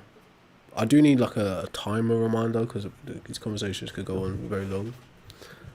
Braden, Yo, what's up? how you doing? You got a name that you want me to address you by? You can just call me Braden. I'm doing good. I'm on my way to work right now. Oh, cool. You've actually got time to be on then. No, I do. No, Alright, cool. Wait, before you say anything, couple questions. Do you work in or around the tobacco or cannabis industry? No. Have you ever used either of those substances? Yes. Oh, okay. Are you driving currently? Yeah. Alright, brother, I've got to drop you down. Come back up when you're parked up, yeah? It's a Bluetooth audio, safe driving. Man. Nah, bro, TikTok is sensitive, and people in the chat will be like, it's dangerous. Alright, so come back up when you've parked up, right? Yeah. Cool. I got stay. TikTok people will look for any excuse. Absolutely any excuse. But unfortunately, yeah, them's the rules. Jonah. Hello there. What's up, bro? You got a name you want me to address you by? Just Jonah. Cool. Have you ever worked in or around the tobacco or cannabis industry? No, I do not. Do you use any of those substances? Rarely. I rarely use cannabis every once in a while. Do you want to share what age you started using them? Around 20. Cool. All right, so what do you want to talk about? Main topic or hot take you want to change my mind on? First of all, I'd like to clarify what type of smoking you would like to ban. Any type. Are we just talking strictly tobacco, or do we include marijuana? Well, yeah, so my concentration really is on tobacco production and consumption, but considering how they overlap with cannabis and like majority of the people I interact with here are like, but cannabis is okay, and I have to like educate them that it's not. Both, or any, crack included, or any other new magic meth as well, I think people smoke, so anything, smoking in general. How do you suppose we would reach this ban on smoking? Cool, glad you asked, right? So it would be like a tactic akin to attrition, right? A war of attrition, but it has various different prongs and approaches to it. So, one, you make it illegal, right? But you decriminalize it. Right? So how that works is it's illegal to possess or distribute these substances, but if caught using these substances, you get a fine, right, instead of a criminal record and time in jail. Right? Get a fine and mandatory drug education, right? And if possible, you keep violating, maybe perhaps mandatory rehabilitation. Maybe not as far as how China went with it, but something akin, right? Because people will rig the system. Okay, so that's one part of the legislative approach. Second part of the legislative approach is to attack the actual corporations that produce it, how they produce it, where they produce it, because tobacco production has a massive ecological harm element to it. The most littered thing on the planet is cigarette butts and tobacco related items, okay, and they leach into the ground and destroy the earth, also carcinogenic when released into the air, hence why they kill 1.6 million people secondhand smoke every year. Okay, so you have to regulate how it's produced, right? So we attack the actual dangers in the substances, but we also force the companies to reduce the potency of the nicotine and ammonia, actually, because ammonia makes it go to your brain faster, giving you that rush of addiction, creating that bonding, right? So we bring that potency of nicotine down by 95%. In the case of cannabis, bring THC down to around 10% onwards, or under. What that does, it gives people who are currently addicted an easier chance of getting off of it, because the tolerance they've built up, they won't be able to keep attaining that and raising that tolerance. So it'll be easier for them to get off of it and ease into the second approach, the second phase or third phase, which would be making widely available smoking cessation services. Smoking cessation services provide an off-ramp for people who are currently addicted to substances. So they'd be provided with like nicotine, gums, patches, maybe some other types of intravenous medicines, talking therapies, education, etc. Right? So that's legislative, how you help people who are currently addicted, and then the next legislative layer is to lock new customers out of the market completely, like what's going to happen with the Ash Act in 2027. So it'll be illegal for anybody under the age, or anyone born after 2009, to ever buy a tobacco product again, because the legal age limit will raise every single year onwards, which is low-key genius, right? Obviously, from a legislative point of view, that's great, but it's not actually going to stop people from accessing the substance if they want to. So the next level of approach to lock younger people out of the market is a continuous influence campaign, or psychological warfare and social engineering via kind of services that we're doing now. You educate, you show the realities, you demonstrate case studies, etc. You make it very difficult to get. So that's some of the approaches, right, to have a long-term wind down in society, ideally to a point where people are so well aware of it that they wouldn't even want it anyway. All right, so where do you suppose the line? You left that out, fam. Where do you believe it crosses the line? Jonah, Because your plan is very comprehensive, but it seems like you infringe on people's rights. You cut out, so I didn't hear the whole thing you said. Oh. Where do you think the line is crossed from helping other people to infringing on bodily autonomy? Well, there isn't any. Sentient adults. There isn't actually any infringement on bodily autonomy, because the reality is this: 1.3 billion people smoke in the world. 80% of that 1.3 billion people who smoke begin smoking before the age of 20. So that means they begin smoking before their prefrontal cortex is fully developed, around the age of 25, which is responsible for like reward system, impulse control, decision making, etc. Okay, so what that actually shows us is that the people who are ending up addicted to these substances or chemically dependent, which usually happens around the age of 18 and prior for some people, actually are having their free will coerced from them, because they should have a right to a safe, healthy life as children, but that is not being provided to them. It's only about 11.5% of people who begin smoking after the age of 25. So that's a tiny scratch in the market where the tobacco is actually being produced and pushed to. Okay, so for the people who apparently begin smoking after the age of 25, they are making an informed decision, and for those people you help via the strategies I just told you already. But there isn't any actual infringement or impingement over your libertarian rights. But to be frank, a lot of people throw out this idea about you have the right to consume things that damage you. There is no explicit right that you can do that, and your ability to damage yourself isn't just an isolated, like a bubble type of automaton action. anything you could possibly do in a civilized society requires the interaction of other people. So if you do something that is harmful to yourself, it inadvertently harms other people around you in your actual social group, your family, your friends, your co-workers, etc., based on the decisions you will and won't make. And then people who have to clean up after what you do, right, in a healthcare way, in a civil way. Okay, so there's no real action you can take as an individual that doesn't involve other people in some way. But the reality is, what we're proposing isn't anything that infringes on your right to be able to choose. It's just addressing the market and, social engineering. Are you familiar with the 18th Amendment from the United States? No. The 18th Amendment in the United States was a nationwide ban on alcohol, and it had severe reprimands. Like there was an increase in black market trades. There was government uprising.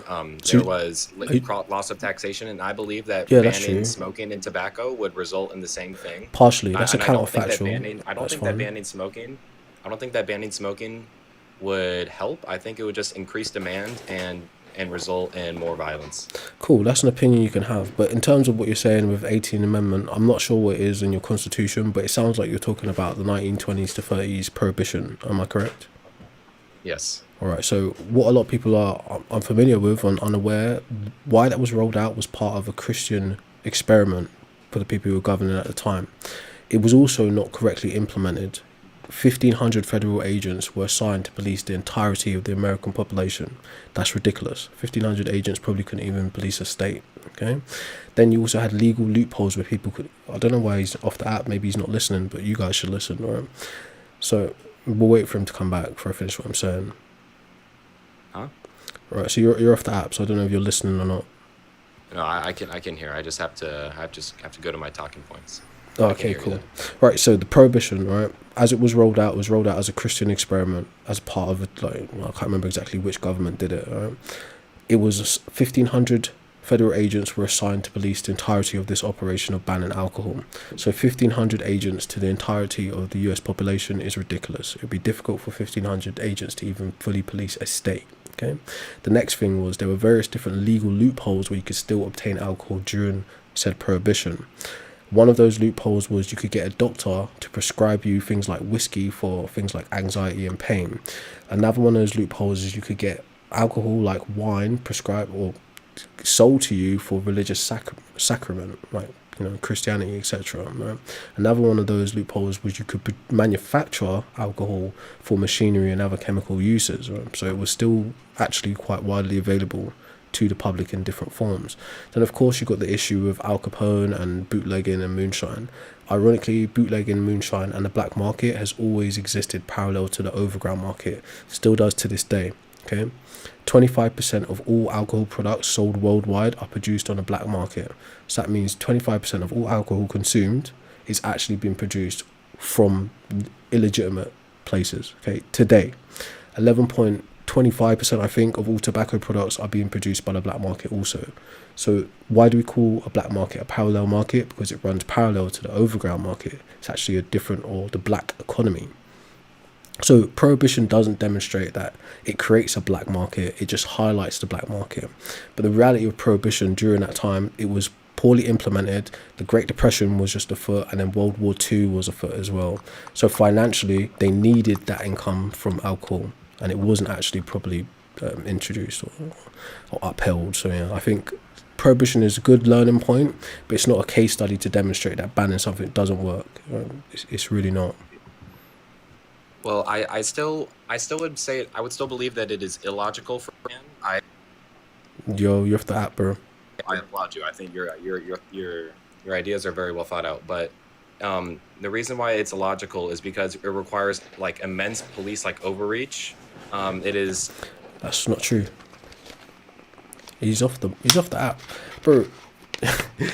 Bro, okay, you got also, listen. Wait, Jonah, quickly. Right, you keep leaving the app. So if you've got to refer to your talking points, just try and remember them, so you don't have to keep leaving the app because I can't hear what you're saying. Just stop.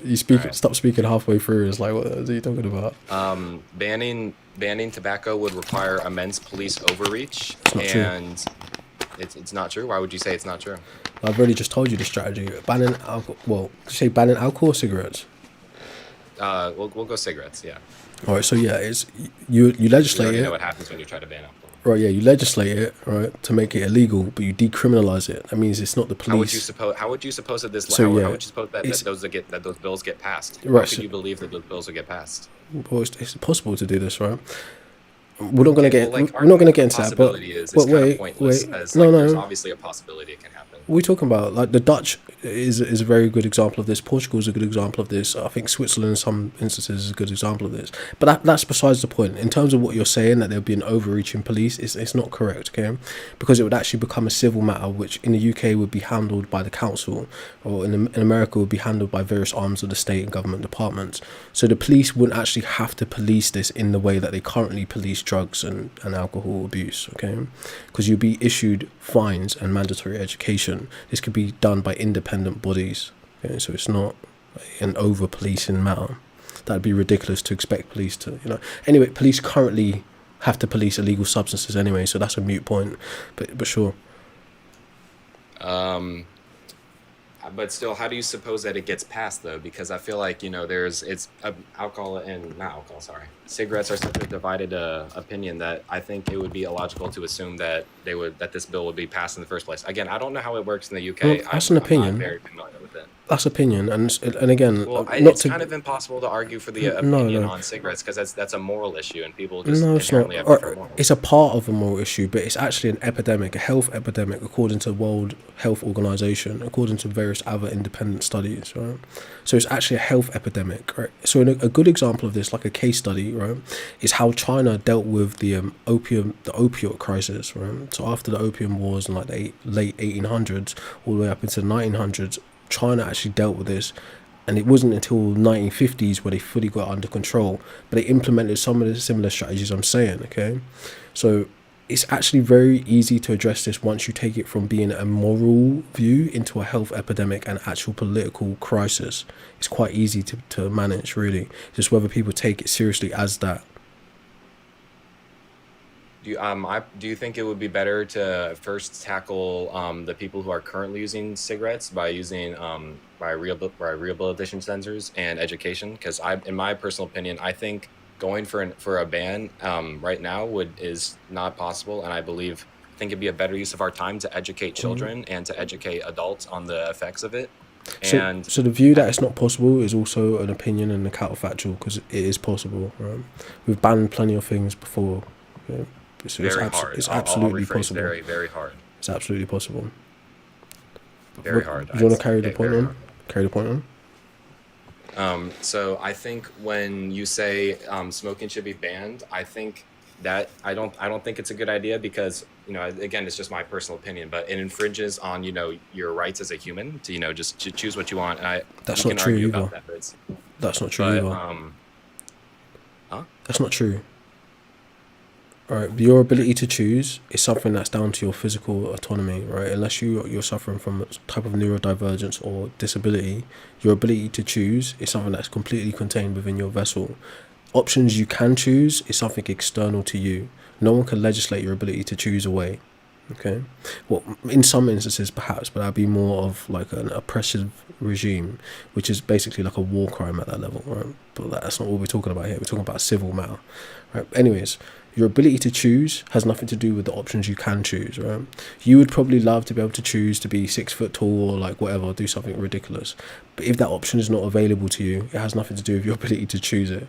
Just like regulating a market, for instance, like there are like sweets and toys and games and stuff that used to exist on the marketplace, which you can no longer buy because they're discontinued, right?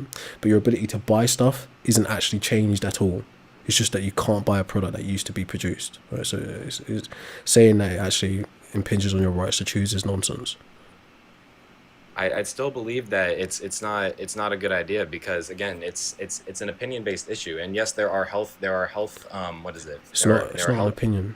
If scientists and doctors and like think tanks etc. are studying it and producing data opinion from on whether it, you choose to do it, it not becomes opinion on whether objective. it's healthy. It becomes Opinion on whether objective. You can choose to do it. Right, but no, again, the idea of choice is something I'm with you with, right? It's actually about restoring freedom to people, not taking freedom away.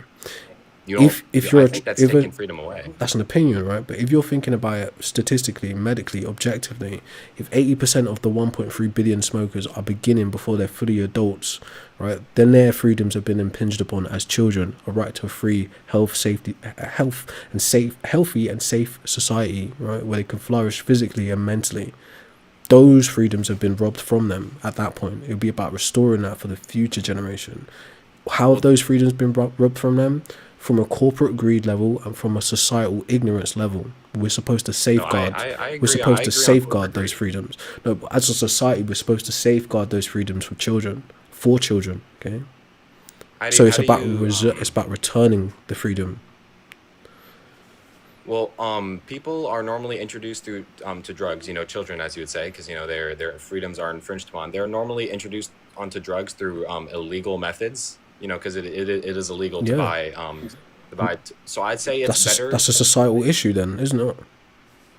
Then I think it would be better to educate children on what to Yeah, on to make the right choices, and then I would also crack down on illegal markets. I agree. But I agree. I think tacking like legal markets, like going down to your local gas station and buying a cigarette, is not a good choice because you are again, you're moving on from potential victims, which are children, to people who are already choosing No. to smoke, which are adults. Well, if you think So back, to what you asked me, future issues are better than attacking the people who are smoking right now. if you think back to what you asked me in the beginning, what is the strategy for banning?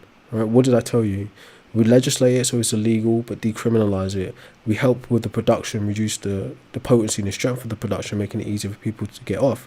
We provide cessation services. Okay, so the strategy is in place for people who are currently using. Right? What you have to do is lock kids out of the market in the future, and that comes down to legislating the corporate production of it and also social engineering to reduce the influence on children to begin using it. Okay, you have to do both simultaneously. You can't have one or the other. You need both. You got to educate them too, of course. But again, the view of education will just fix things is incorrect. Because even if we were all gonna study maths or English, all children aren't coming in at the same level, right, with the same access or the same cognitive functions. So yes, you can educate. You can say, hey, this is bad. This is what happens. But to think that someone has the comprehension skills to actually obtain and retain that information isn't a fact. Okay, it's hit and miss. So what you do is you engineer the environment to keep them safe. It's like putting a stair gate up on a set of stairs, right? Yes, you can tell the kid go into the stairs. No, but this is what I'm saying. You can say to the kid, yeah, if you go to stairs, you'll drop down and you'll hurt yourself, right? Explain that to a toddler. Explain that to a bloody 10-year-old, right? They will hear you, but they won't understand it. So you put the stair gate there so they can't drop down the stairs. In the same way, you put these like systemic stair gates up so they can't access the drugs. They can't access the cigarettes in this circumstance, or vapes, right? It's a safeguard. So then, wouldn't education also be a safeguard? Yeah, I said you must do that too, right? You must do that too, right? You have to have a multi-pronged approach. It's not one or the other. You have to do both. If you get rid of the supply of the cigarettes, you inherently increase the demand for them, and That's not true. So when supply doesn't go down, demand doesn't go up. Right, so the view, we already addressed this with the prohibition on what a black market is. It's a parallel market. Okay, now you take on the assumption that people are more inclined to break the law based on their addiction. It's possible, right? They might be inclined to do that, but it's not a fact. That is 100% true, actually. No, it's not a fact that people don't want to be law-abiding citizens. Most people do want to be law-abiding citizens because it infringes upon future freedoms, right? In the same way, like I think it was John Stuart Mill was like, look, he's pro-freedom, harm principle, etc. But in order to maintain freedom, like real freedom, the government has to put limitations on freedom. In this instance, or the example he's given, if you would say all people have freedom and we should uphold the ability to choose and freedom and rights, then there has to be strict blocks on certain types of freedom. An example of this is this: you cannot sell yourself into slavery. All right? That would be a limitation on freedom. Why? Because if you sell yourself into slavery, that prohibits future freedoms. Okay? Slavery is objectively immoral. Right, that's besides the point. But what we're talking about is the actual legislative view of it, right? You put certain limitations on freedom to allow for longer and more substantial freedoms. Okay, in this instance, what would be analogous to selling yourself into slavery would be to pick up an addiction as a child, because it prohibits future freedoms. Okay, so this is why you have to have a standard on this is why you have to have limitations to freedom as a whole to maintain greater and more, important freedoms. I know it sounds hard, but it's a reality. Well, that's why attacking the issue of current smoking adults is illogical, because How? they are consenting adults. They've made their choice. But there's nothing illogical about it, given the strategy we've already laid out. This is a reality coming into play very soon. There's nothing illogical about it. It's actually a well thought through plan. But that only attacks the cause. It doesn't attack the root of the issue. The root of the issue is are the markets behind tobacco use. And I completely agree with you about corporations. That was part of the strategy I laid out.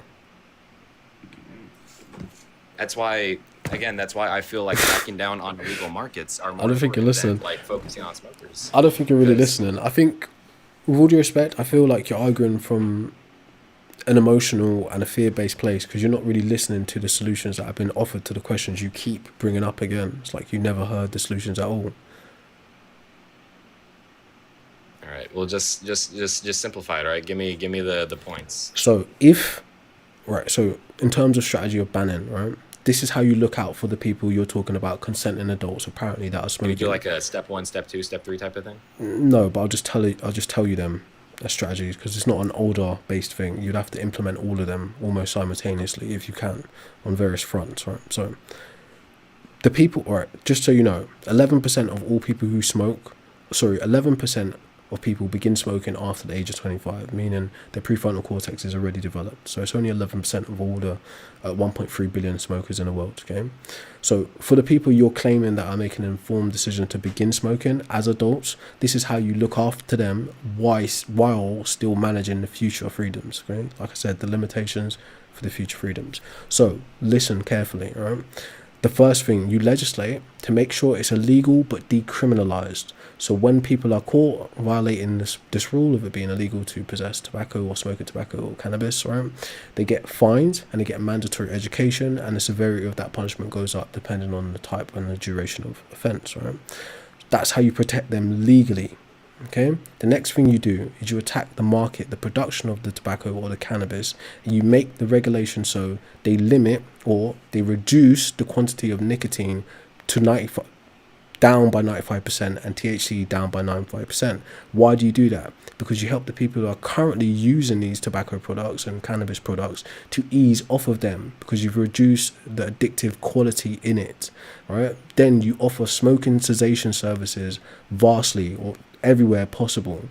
That's nicotine patches, gums, intravenous medicines, talking therapies, educations, rehabilitations, right, where available. This would be subsidized obviously, okay, just like most things are in this avenue, okay, social projects, okay. So this is how you look after the people who are currently smoking whilst moving towards the ban, right? That's the strategy for them. Then the other strategy for the kids, you make it so it's impossible to legally purchase into the market after a certain age. Then you do social engineering to reduce the influence of current smokers and media and the tobacco industry and the cannabis industry. Right? So that is the strategy that accounts for the points you're raising. Do you believe this would be the most? Do you think this is the most possible solution? Yeah, well, there's going to be better solutions than even what I've said, right? But this is just what we have in the works now. I say we, but countries across the world. How do you think we can make this happen? How do you believe we can make it happen? I just told you. Well, I know. I literally just told you. How would you get it started? All right, how so would you get it started? Right, in our country, the party who's leading the charge on this at the minute is a party called Labour. But it's not just that party. It's various different charities. It's various different independent bodies all pulling in to help this thing get off the ground. And it would be the same in any other country. Okay? So it'd be private citizens and governmental help. Right? That's how you would do it. I can see what you're saying, but I still think there'd be immense pushback from the public.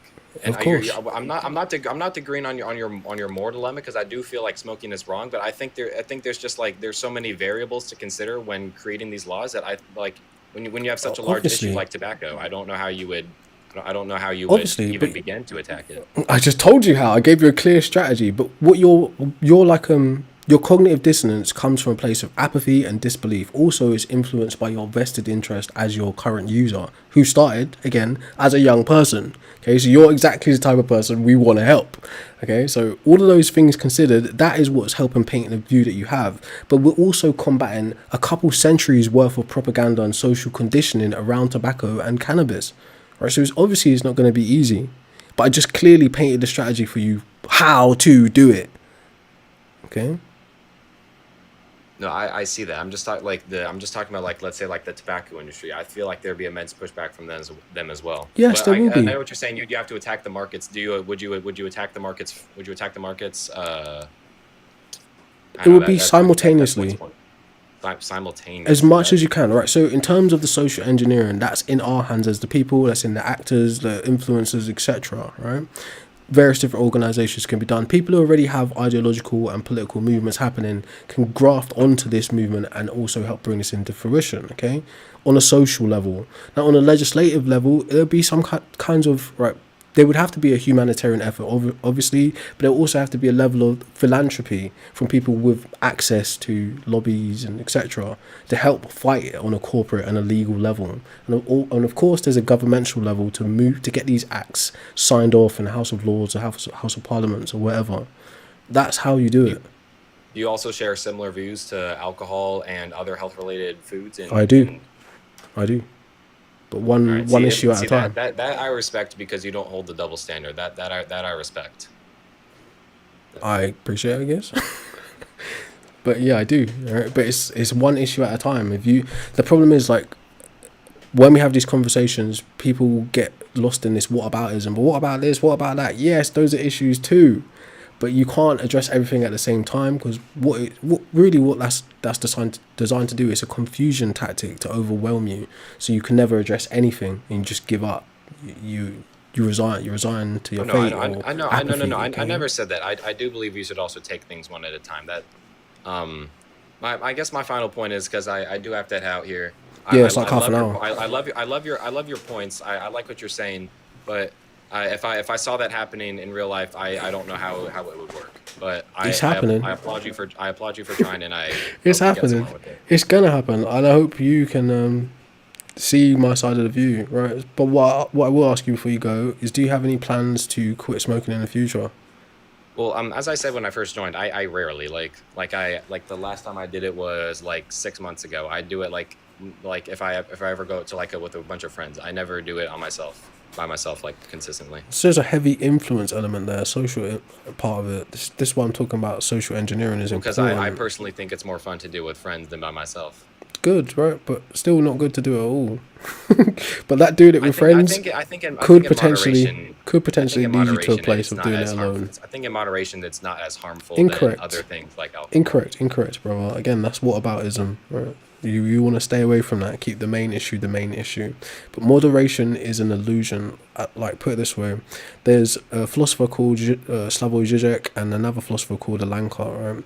But well, basically they're building off of Freud, Hegel, Kant, I think, or no, Schopenhauer. But anyways, right, the view that moderation is a psychological fantasy you've built up around a poison. Okay, so part of what keeps people smoking is that same fantasy view that this will be my last cigarette or this is my last drink. And by creating that fantasy, that layer of fantasy, it enhances the experience, right? So you crave that fantasy with the substance. So every time you say to yourself, this will be the last one, it makes it all the more better.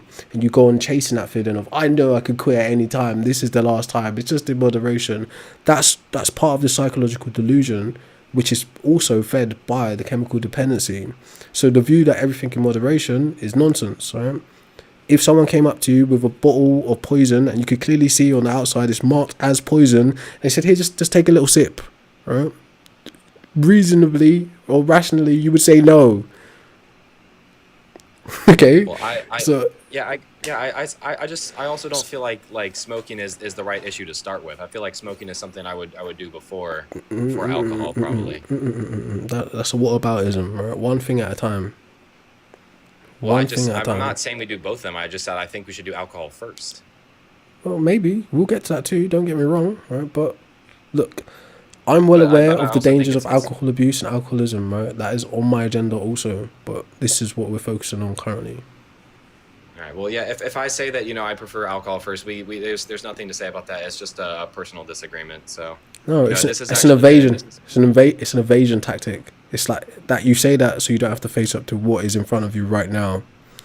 Right? It's a way that you can psychologically look away. In everyday life, I see more people affected by alcohol than I Yeah. see affected by drugs. Yeah, but It also that depends on the view community. that view is built for you as a user of cigarettes or cannabis in the same way the cokehead says, well, it's not crack that I'm using, it's the same substance though, right? It's a societal or like a moral framing that you're using to say, but I'm just smoking weed, alcohol is worse, we should do that first. It's like, no, don't look at me, look at that, right? Don't look at this, look at that, right? But That's I'm what not you're saying saying. I'm not saying to.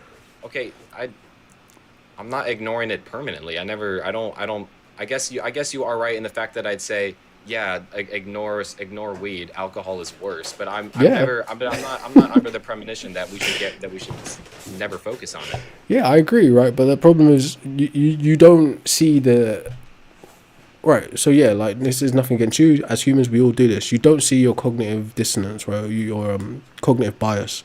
So it forces you to say stuff like that. Don't look at this. Look at that. This is bad, but that's worse. Yes, that's worse. But we don't set our parameters. Like we don't measure things in life by saying, well, at least I ate that.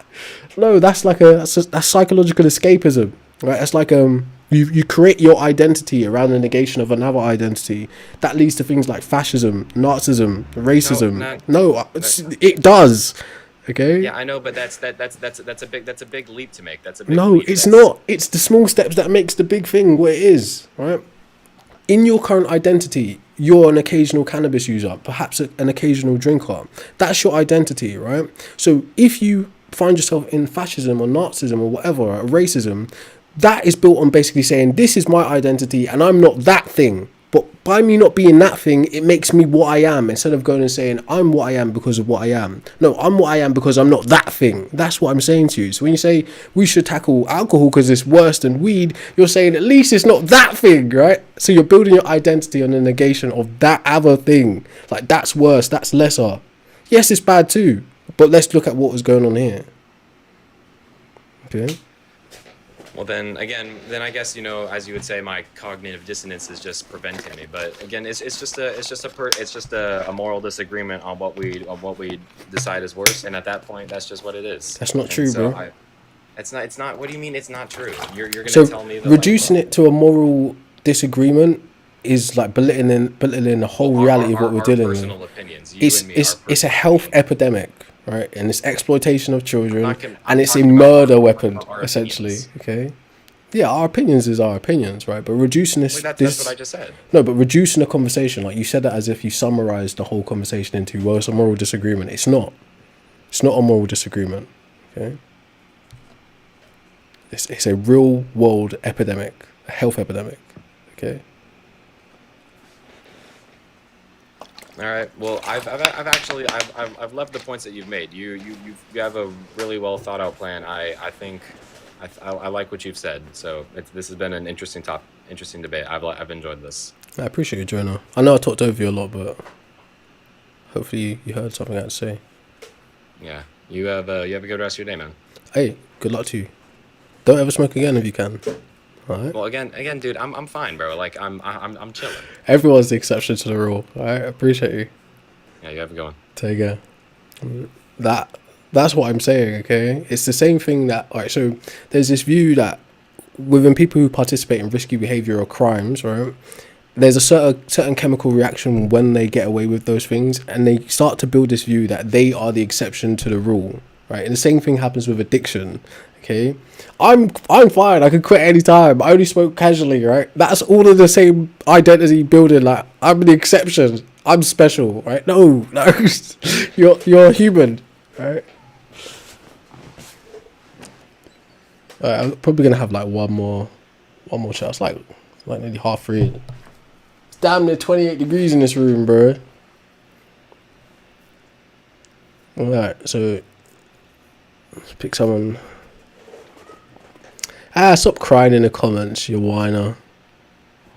Yo, What's up, bro? You got a name? what's up? My name's Cam. Say again. Cam. Cam, nice to meet you, Cam. Have you ever Nice worked to meet you, in bro. or around the cannabis or tobacco industry?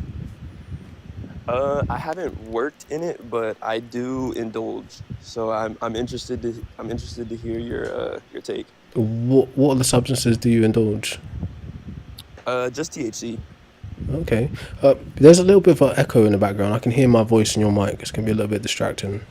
Is there anything you could do about that? Nah, you're just like talking like to my phone. You walking or something? Yeah, I'm outside. Can you got a headset or? I'm looking gonna be back inside. I can just like keep muting myself while I'm talking. All right, no, cool. Anyways, all right. So you said you use THC. What age did you start? I'd say I started like consistently using it probably around like 19. Cool. All right. So what do you want to talk about, bro? Well, honestly, I just seen that you said it should be banned. I want to know kind of like why you think that. Because the cons outweigh the pros in almost every metric. Like in which, like in what case, like what pro, what con? So in the case of cannabis, the damage to respiratory system, damage to the brain, social impact outweighs the feeling of feeling good and reducing anxiety temporarily. In the case of cigarettes, almost the same thing minus the psychoactive effects. So, okay, so it's more of like you're trying to look out for other people type of thing. Like you think In a way, because yeah. okay. So I guess in another, It's bad for everyone, in the users and the bystanders. Bystanders, sorry. bystanders, as in like if somebody was like to be smoking like in public. Yeah, cannabis specifically is a public nuisance based on the smell and like the involuntary intoxication. But tobacco is just as much as a nuisance, also carcinogenic, and it kills people from secondhand smoke. So yes, it's not just an Okay. isolated, my choice, my body kind of thing. No, it's like your choice is affecting people around you, and then the people have to clean So up after you. yeah, I can definitely see that. So do you feel the same way about alcohol? Yeah. Okay. Okay, well then I guess well then damn.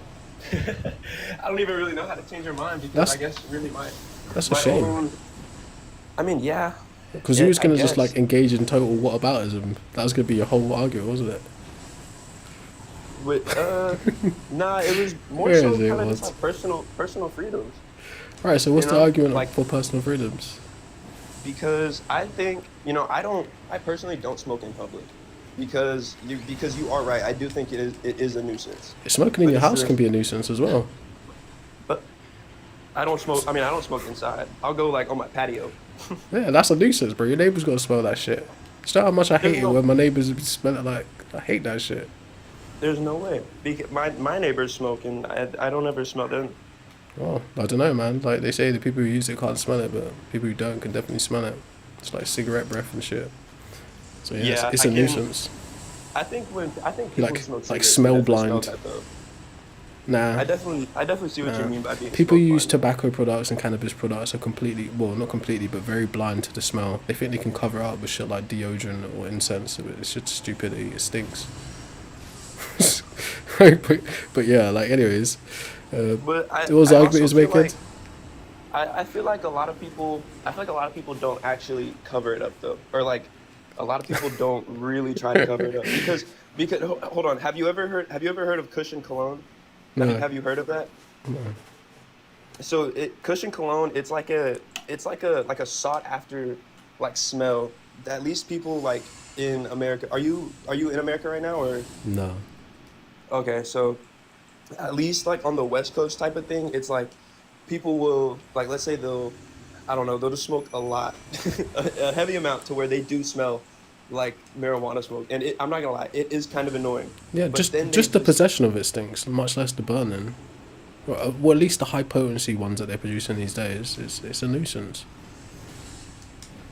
yeah, but I mean, but at that same scenario, like, what is a nuisance? Just kind of something that's An annoying in your unwanted like in your smell, like, you know, things that bother your senses. Would you didn't want like to be exposed to that? Like all kinds of things are a Okay. nuisance. So should we put ban or not ban? Should we implement like showering and What? wearing deodorant How and is things like that? how is showering a I do. nuisance? What? No. I'm saying people who are not showering are Oh yeah, of course. nuisances So yeah, like because I body. don't want to smell that. Well, bad body odor is kind of a nuisance, but that's a little bit different because it's a But that's natural what I'm saying. thing. It's a natural Should we occurrence. regulate bad body odor? No, but it's not the same. It's It is though. No, your body odor is natural. Okay, whether it's pungent or like moderate, But it's that something doesn't naturally mean I want occurring. to smell it though. If it's bad. Yes, but it's not something exogenous. It's not necessarily a choice. Right? It's It naturally is a choice. produced. You can No. put on deodorant. You can take a shower. Yes, yeah, of course. But the actual production of it is natural. It's not a choice.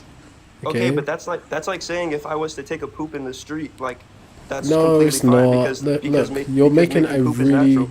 a really bad red herring type of argument. Get back to the smoking aspect. It's not the smell of weed might be bad and annoying. The smell of BO might be bad and annoying, but they are not analogous, bro. Okay, your body naturally produces those chemicals, gives you the smell, and again, actually, it has a lot to do with mating as well. So it's natural. It's part of the biology. You're absolutely right. It's on maintenance. That's kind of Mating. where Mating. yeah Mating. Not mating, maintenance, mating. But Okay, yes, it does have mating. something to do with maintenance also. Yes, hygiene is important for health reasons, for sure. Yes, but you were also one of the first reasons you listed against smoking was for health. No. Well, yeah, that's the main reason we're having this discussion because it's bad for your health. Okay, and I think not having proper hygiene is also bad for your health. So We if can we're gonna agree. regulate. We if can we're gonna agree. regulate- Again, you're making a silly mistake. If we're going to waste our time having these kinds of conversations, I'd rather speak to someone who's more capable, with all due respect. They're not the same kind of conversation at all. I don't see how it's not. To Alright. be honest. So, all right, last question from me to you. Do you have any plans of quitting in the future? Yeah, I'd say so. All right, I don't good want to luck like. to you. I don't want to be smoking like if I'm gonna have like a kid or something. Good luck to you, my friend. All right, Yes, sir. Thank you. Have a good life. take care. Yes, sir. You too. How the hell is BO and weed the same thing? It's like, how can you not even grasp that? All due respect, that's a losing up, brother? argument. Hello, bro. Can I get your name? Hello? That's your bro. Give you another chance if you come up another time, bro. Hello? Hello, Yo, can I get your name? Elijah. Elijah, nice to meet you, bro. What's up? How you doing? Good, thanks. You? I'm good. Alright, quick question. Have you ever worked in or around tobacco or cannabis industries? No. Do you currently consume either of those substances? Yeah, cannabis. What age did you start consuming it, if you don't mind? 20. Cool. What do you want to talk about? I just have one question on if you think that your brain isn't fully developed at 25. So do you think like people should just be in school till they're 25, or that means they can't really do a lot of things No, if they're not. not fully developed? Yeah, I agree, right? They can't do a lot of things, it's very true, but not necessarily an institutionalized type of education. But I do believe people should be lifelong learners. So there's too many benefits to not be a lifelong learner. But I don't mean you should be. It doesn't mean that you should be caretaken or in an institution because you're not fully developed. Yeah, I mean I understand that, but like I feel like a lot of things at like if your brain's not fully developed, then like you shouldn't be working like certain jobs and shit like that. To me, I mean. Potentially, yeah. Potentially. Yes, this is true. If you don't have the cognitive capacity to make certain decisions, then yes. The best thing you could be doing is giving yourself the best health outcomes and possibility to grow, right, and reach your full potential as an adult. So yeah, it's like you'd want the best nutrition as a child, you'd want to continue that trajectory for the rest of your life. You'd want the best education as a child. You'd want to continue that trajectory for the rest of your life, if possible. Yeah, but that was just my main question. Like, if your brain's not fully developed, then I feel like I just wonder how serious you are about that. Like, because you're serious.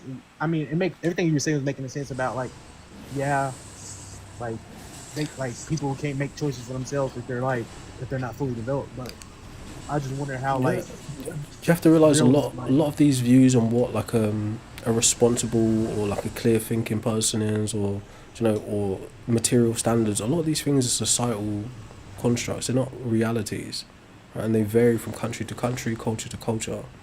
So people act on these things as if they're like natural, objective facts when they're not. yeah, And I mean, you're going to see more and more in cases in the future. The exact problem is going to be raised. It's already a philosophical issue on how much of your free will is your free will and how much of your choices are your choices. It's a deep, very deep philosophical issue already, and that bleeds into legislation and how you interpret the law. But like from a neuroscience point of view, as far as I understand, is around that point, 25, 26, when you're roughly finished developing mentally. So well, I mean that's really all I had to say. And cool. yeah, I mean I agree with like some of your a lot of your points and stuff, but yeah, that was just my main thing. So are you pro banning it or against banning it? I mean, yeah, you can ban it. I mean, that's fine. Like, I think yeah, it's clearly bad. It's pollution and everything else. So I mean, That's interesting. it's clearly way more cons than it is pros. And I mean, yeah, it should be banned. I mean, but I mean, All right. So do you have any plans on giving up in the future? I mean, yeah. I mean, I don't do like the other guy said. I mean, I know you're gonna say, I don't do a lot, but Yeah. but yeah, I'll probably quit. Good luck to you, man. Hopefully you get there. All right. All Be right. good. Nice speaking to you, Elijah. Take care. You too.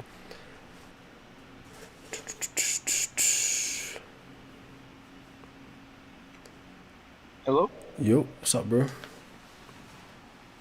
Wait, speak again. What's up? Sorry, my audio was bugging. How you doing, man? Good, you? I'm doing quite well. Can I get a name? Oh, I thought you were gonna ask me the questions. I'm Jacob. I You will. can just call me Chill. Alright, chill. Have you ever worked in or around the tobacco or cannabis industries? Oh yeah, numerous times. Can you give some more detail if you want? It was more or less there was. It was at a Wawa when I worked on the register. There's a lot of tobacco products they sell there. Wawa's like a Florida. I don't remember the coast, but they're mostly in Florida. It's like a convenience store where they sell pretty much everything tobacco wise. Oh, someone like yeah, don't worry, my mind went blank. I saw the enemy. I was like, yeah, You're but good. a retail setting, more of a retail setting, basically. It's like a Yeah, it customer wasn't service. like packaging it or all that. It was more or less just selling it to customers. Yeah. Cool. Well, thanks for being honest, even there. Second question: do you use any of those substances? I used to have a bad addiction, but not anymore. Congratulations, bro. Do you I mind just kind of sharing wanted to give. what age Yeah, you started using? I started at 14 years old. That's unfortunate, bro. All right. So, floor is yours, bro. I hear you. So, I'm not trying to do a whole trauma dump, but my parents were very influenced to those substances, including like cigarettes mostly, where they were smoking a pack a day essentially. Sometimes like it take 2 days for them to smoke a pack, but my parents were dependent on chemicals for dopamine, so they would not really care to show it around their children. So more or less, I thought it was a good thing growing up. I thought, oh, if I do this, it's just gonna give me free dopamine, and there's no disadvantages to it. But growing up, I had developed an addiction to cannabis, where I was buying pounds of it, selling it to people, and Damn. smoking it a lot. Yeah. I don't want to incriminate But yourself, then, bro. yeah. Don't Just be be careful. recording. Shit, I always see you're on a live stream. Just remember that. I hear you.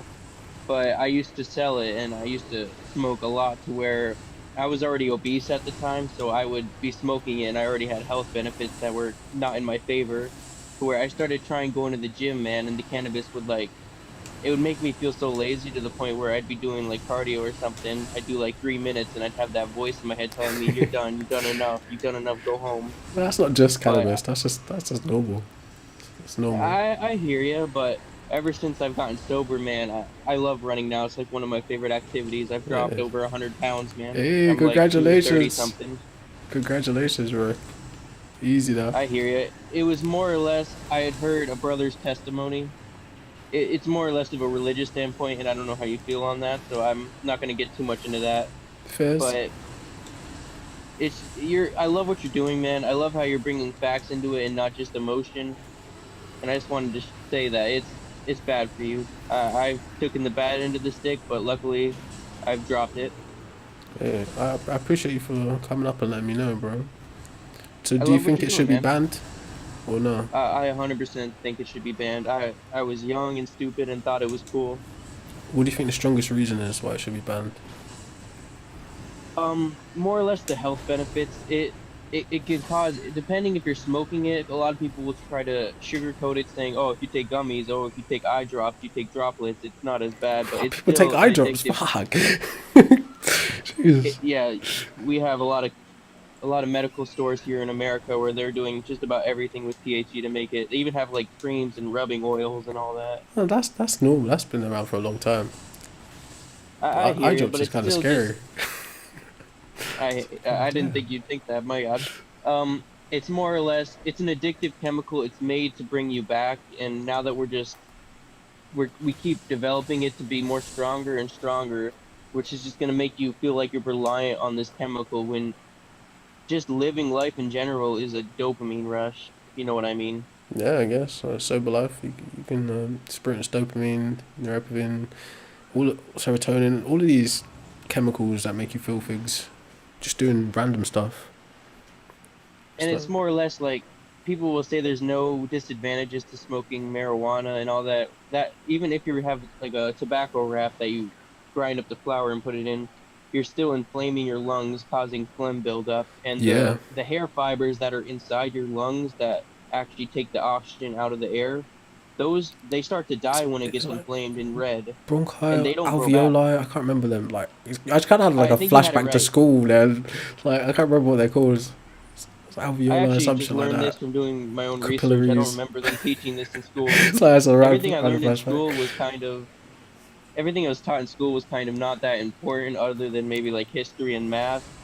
They never really taught you like the defects in the world. That's why you have to go to like sometimes do your own research or even go to college, but I never went to college. See, that's kind of true. Like from my school experience, I found that education was like disproportionately distributed. It just even right. So interestingly, how schools are set up when I went to school in England, is actually a class structure, but the class structure is essentially apparently based on your results, but it's also based on your behavior.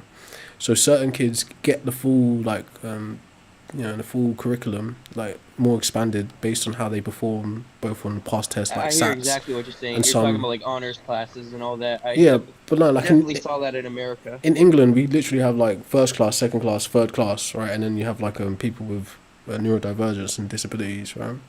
So you can, based on where you fall in that class system in school, determines the level of education you get, determines the level of resources you're provided, determines the quality of teacher you get in one school, okay?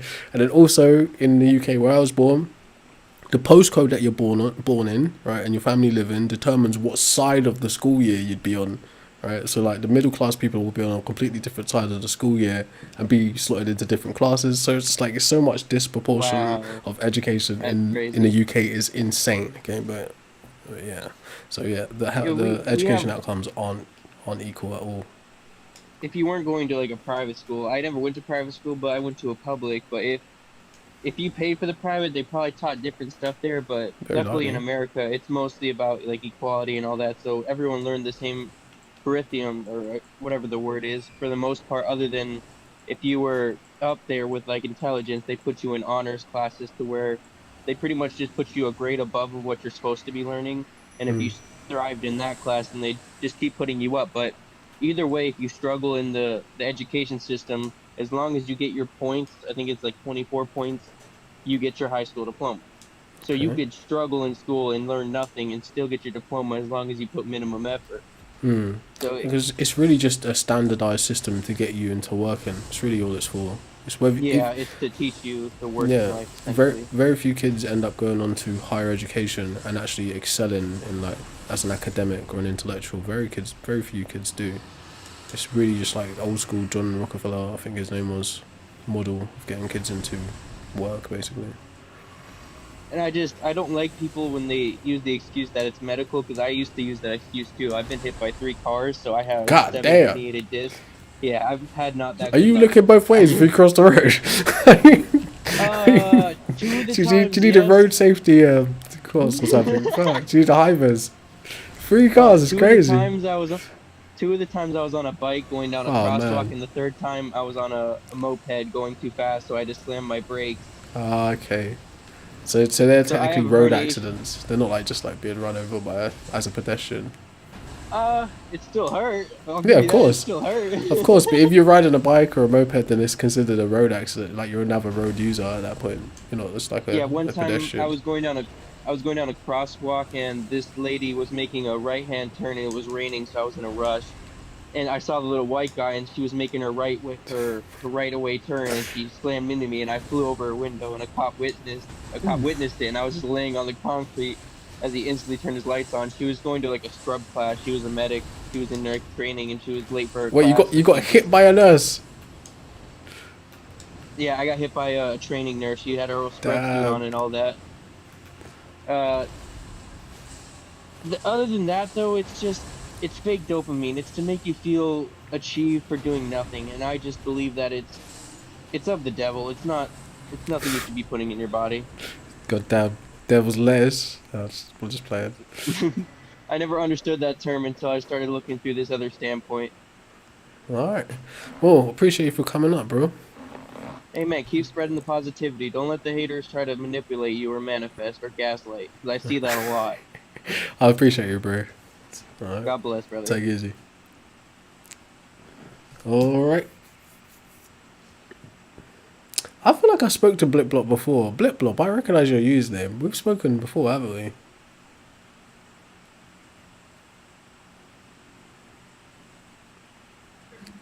Used?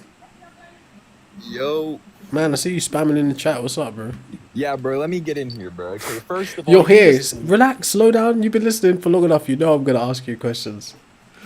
Oh, my fault. I'm You sorry. know, like you're just in a bit of a rush, I can see. All right, so can I get Yeah, a you're right. name that you want to be addressed as? Just call me Renown. Renowned. Nice to meet you, Renowned. Thank you. Have Okay, you? so... Wait a minute. Chill. Have you ever worked in or around the tobacco or cannabis industries? No, not officially, no. Ooh, Not at so all. unofficially, do you want to go into further detail or no? My grandpa, he's from Ohio, where it was legalized about 2 years ago. It was 6 plants per person, but I think they made it down to 3. But yeah, he owns like acres back in a valley, so he used to grow it. So I'm familiar with it. Like I've been around it before and Okay, yeah. stuff like that. I would say that constitutes you being around the industry in some form then.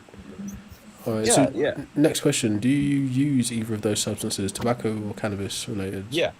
Cool. Do you mind sharing what age you started using them? 14 or 15.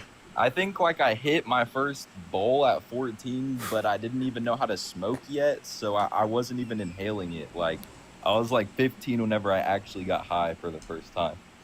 Okay, cool. So what do you want to talk about, bro?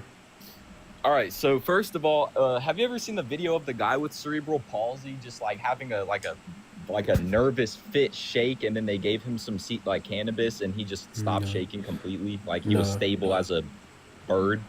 I've never seen that video, no.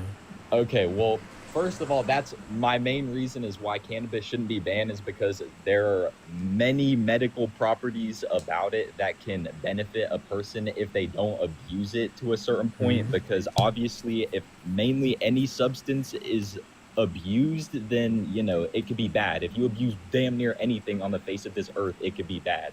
But if you know, take weed, it's legally, medically, like, it's distributed medically to people for a reason. So they're like banning it should be crazy, but not even like So you not re- even you realize okay, no, you it got it, you got says it. ban smoking, right? So there's a we need to draw a clear line in the sand between medicinal purposes or like medically prescribed things and Yeah, recreational for use of sure. Yeah, things, yeah, right? yeah. So what are So you saying? Like so what's your take yeah, on I'm it? saying we should ban smoking. So it's mainly focused on tobacco industry, but cannabis industry also, as it's quickly becoming tobacco 2.0, and it's likely going to be worse. So Right. yeah, from that perspective Okay. is what we're addressing. The medicinal side, So I there are no, yeah, medicinal respect. uses of nicotine, there are medicinal uses of THC and CBD. That's established, that's well studied, we know about that, but that's not what we're talking about. Okay. So you're talking about people who just abuse it? Yeah, So, recreational but use, smoking in what general. happens if you ban? What happens if you ban something? So you're saying that like you want to ban it, but you're also saying that you're aware of the medical like advantages that it provides. Yeah, So so if you for ban instance, something, it's gone forever for everyone. So no, I think you got a misunderstanding there. For instance, it's illegal to possess heroin, right? But heroin, how heroin is made, is the same way how morphine is made, or akin to. I think I might be wrong. Morphine is a medical prescription drug. Okay, so the extract so of is fentanyl. yeah, exactly. So there's a difference between banning a substance for recreational consumption and using a substance in a medical setting. We've already just established that they're two different things. So we're talking about Right. banning as a So recreational you wanna consumption. take like you want to take like every tobacco product, every cannabis product, take it out of every like store If where it's any like smoking normal related, person can get it, and if it's just make smoking it related, only medically related. yeah, if it's smoking related for recreational purposes, yes, absolutely. But if it's medical, then we leave that to the big pharma. But also needs regulating, no Well, doubt. then why wouldn't you say that about like the like other substances that are out there like that do worse things? Like tobacco, yeah, you go pick it up and you're just killing yourself by doing it, but like you Oh, go and buy other a people. drink, then you know you can Yeah, drive, go kill people. yeah, I'm in agreement about banning those substances too. But that's just not what we're talking about right now. Well, I think that banning it is just extreme in my opinion. Like I feel like people have their Not own really. like I feel like they can do whatever they want, and I feel like No, you at the end don't. of the day, the people that smoke know in the I back don't of think their you think that. heads. I don't Wait, think you think have people you should ever be able to smoked? do. I Have you don't. ever smoked? No, don't move to change the point. I don't think you think people should be able to do whatever they want. Can we agree? Well, what? Well, what should? What do you mean? Like people shouldn't be able? You What people, are you talking do about? you really believe that people should be able to do whatever they want? No, to a certain point. Like, what There do you you mean? go. Like to a So just like, what are so you just talking about? in Crimes that totality, have been already no, just established, in or totality, like, just in totality, right? People shouldn't be able to do whatever they want, right? no? That's why we have laws. Yeah. So you don't believe that people should be able to do whatever they want? That's what I'm establishing. Inside of the laws that we already have, people can do Good, whatever they good, want. good. That's a Yes. more moderate position, and that's a sensible position to take. Yeah. Well, that you're nitpicking at what I said, though. You're No, nitpicking the fuck out of me right now. not really. You're just not You really. know you are. You're just You not know really you are. listening. You know you You're are. just not really listening. That's the problem. Well, that's okay. I'm not listening. I'm not listening to what? All right. So when you said people should be able to do whatever they want, I said to you, no, you don't really believe that. Right? And then I asked you, do you think people should be able to do whatever they want? And then you said Well, no, okay, but but me within the saying laws. And I said that's chill, right? Because that's a moderate okay, position to but take. why would I have to tell you that? Laws Right? Because already exist. So no, because why it's do I have clear. to clarify something that's already completely clear to you? Yeah, because You're just saying nitpicking. people should be able to do whatever they want is an extreme statement. It's not a moderate statement. Bro, inside of the already established laws that Oh my people gosh. have literally everywhere, like what Yes, are you that's talking an about? entirely And why are different you statement. making the topic this? Why Because is that's the an topic this entirely right now? different statement. That's what I'm trying to point out to you. Okay, it's a different statement. It's a different belief. Okay, I'm sorry. You're right, but I didn't know that I had to point out that I thought that people could do Yes, whatever they want because some inside people of the do. laws that we already have Yes, established. because some people believe that people should be able to do whatever they want, and that's a different thing. Yeah, bro. Well, the people who think that are like insane. I don't. Who are you talking about? Hey man, yeah, look, I don't want to point any fingers or anything. Okay, well, again, okay, back to my original question before you cut me off.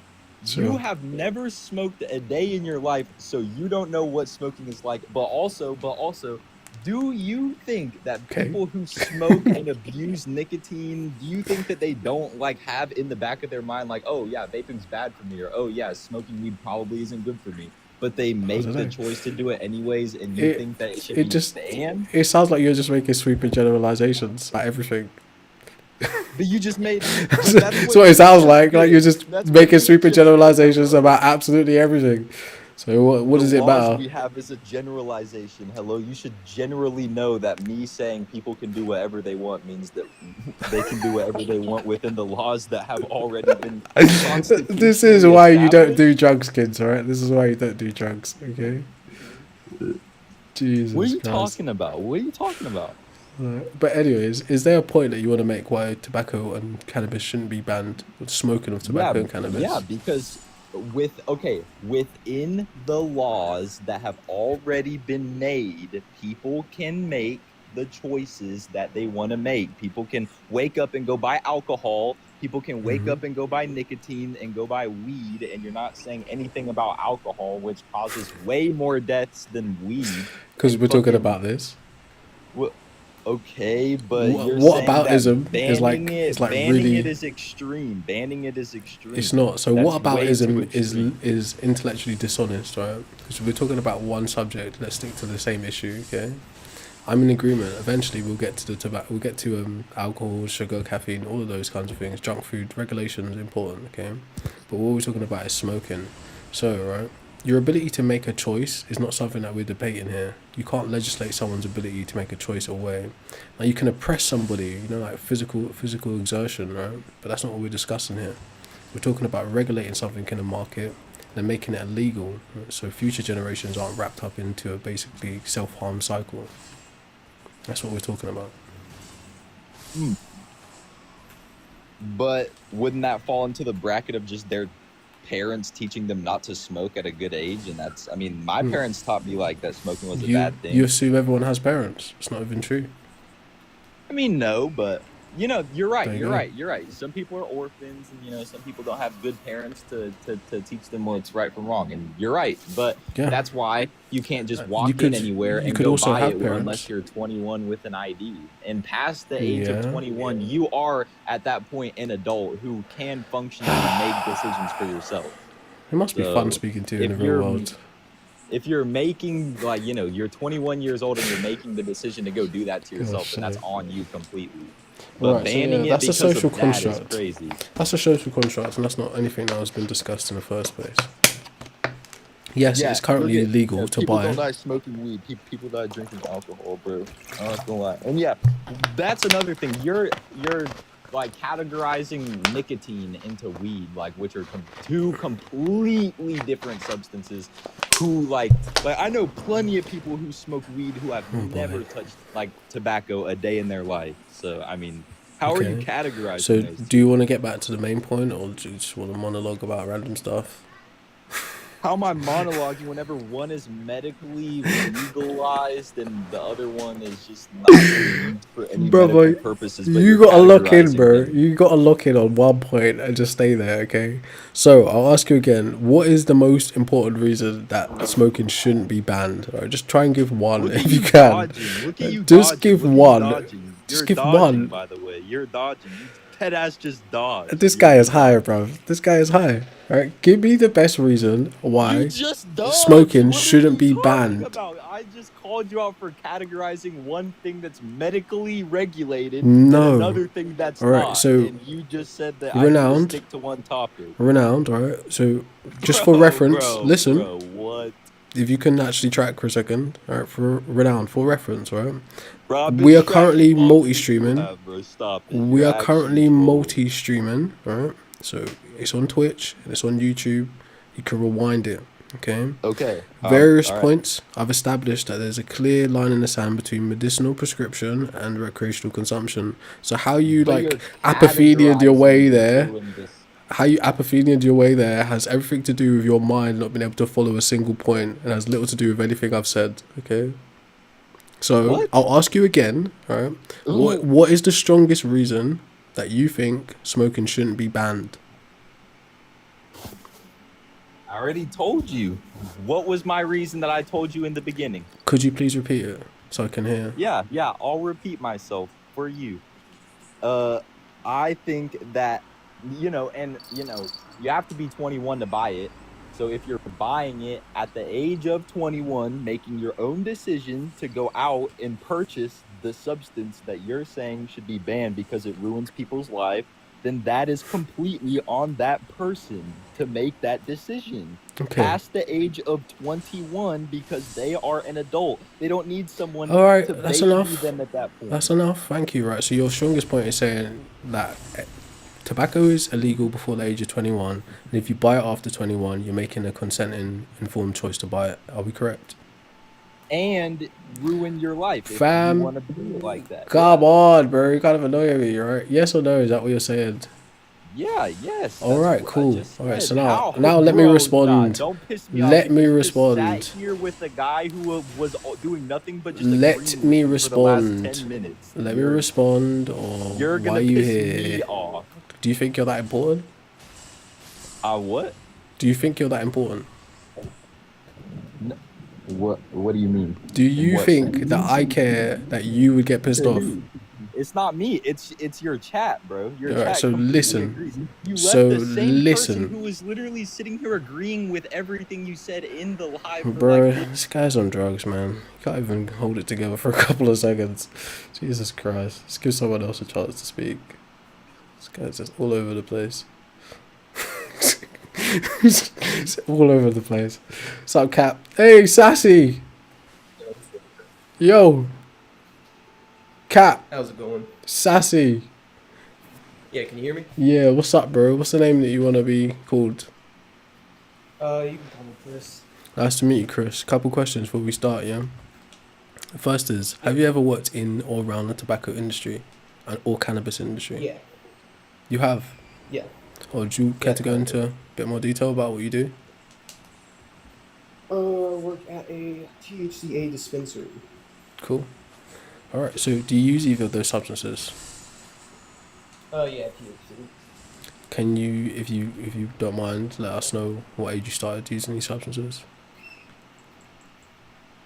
I used it because I was introduced at it.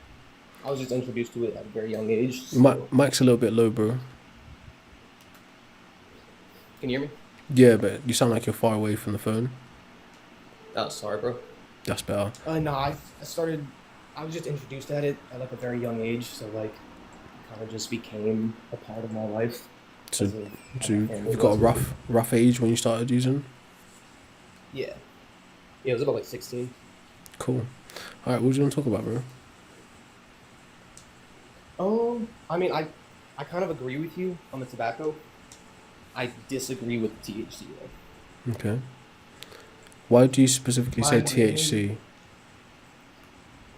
Or I mean, tobacco is not really beneficial for you in any way. Yeah, but we can both agree. We can both agree that THC is an isolatable chemical found in a cannabis plant. Just like nicotine is an isolated chemical found in a tobacco plant. Yeah, well, I mean, I don't think nicotine itself is inherently bad. I think it's all the extra bullshit they put in vapes and cigarette products. So yeah, so just some clarity, I'm saying smoking should be banned. Or I'm not saying medicinal extract should be banned, but I am also willing to have the conversation about recreational abuse of medicinal extracts too. Yeah. Okay. Well, I mean, my main point was essentially, I don't see how if we banned it, it could make things better. Because there's certain states in America right now that don't have it legalized, and the only thing that is being sold there is bullshit laced stuff that's not lab tested, that is being sold by criminals. But that's how it always was though, and it will continue to be that way.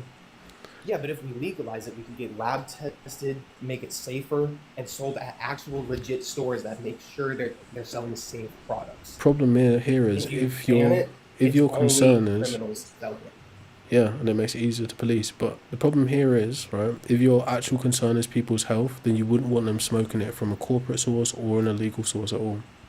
If the idea is harm reduction, then you want to make it possible for people to get off of their addiction currently. Look at the Matrix. Do you see that? But yeah, so your priority obviously isn't people's health.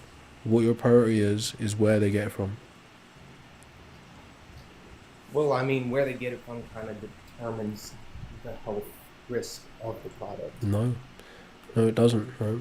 You don't think getting it at a store that has lab tests here's an done, example. and then getting it from some random dude that doesn't even know what it's called? So here's an example. Here's an example. In the 70s, right, like a naturally found cannabis plant was below 29% THC quality, just occurring naturally.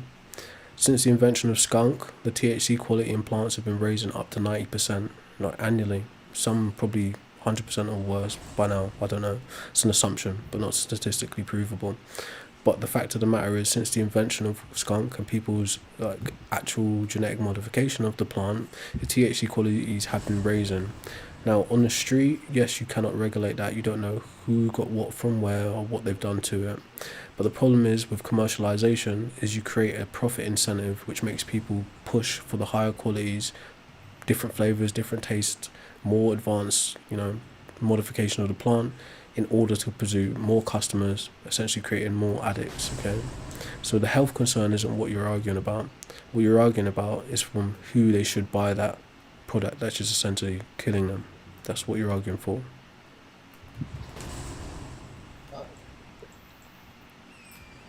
Well, I mean, arguing the health risk about killing them, I don't think it'd be anywhere close to that. Close to what? Killing someone. Like, weed's never harmed someone anywhere close to that. Yes, it has. Right, so just like tobacco, right, the burning and consuming weed by smoking it damages your respiratory system, damages your lungs. It also damages your cardiovascular system, raising your heart rate once you consume it. Also raises your blood pressure once you consume it. Right?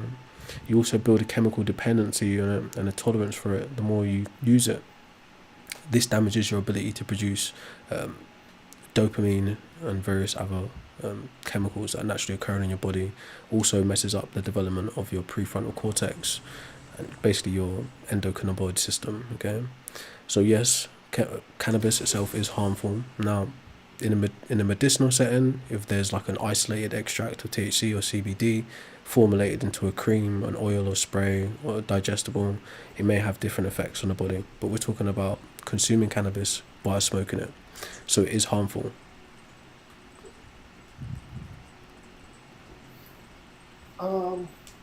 Yeah, no, I'm not gonna argue with you saying I mean, smoking, inhaling any form of smoke is going to be harmful to you. I would say I think that THC would be the least harmful out of what you could smoke.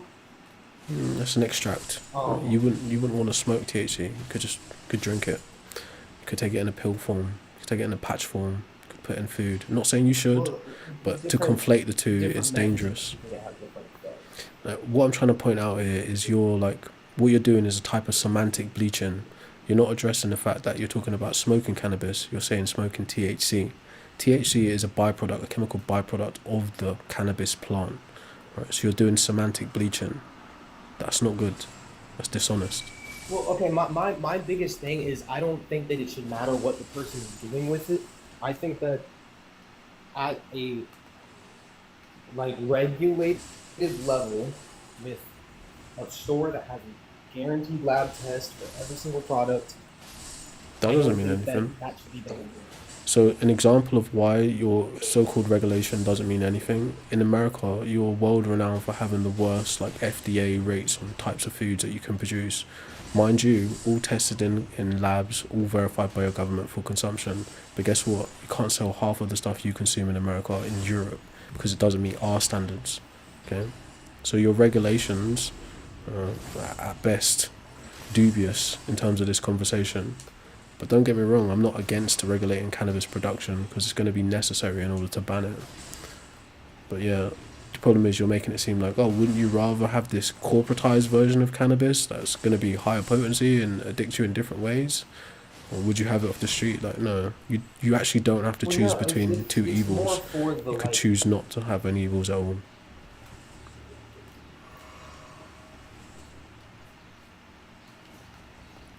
So, does I don't that... know. I think because of the health benefits, I think that it should be sold if a person decides they want to smoke it, that is on them. I think it's an altered state of consciousness, and no government should have control over that. So give good reasons why you should think it's sold. Right. You said what? I'm sorry. Give good reasons why it should be sold, because people want to consume it. And there's lots of things Why it people should want be to sold? consume. Yeah, there's lots of things people want to consume that are not allowed to be sold. Okay? So give some good reasons.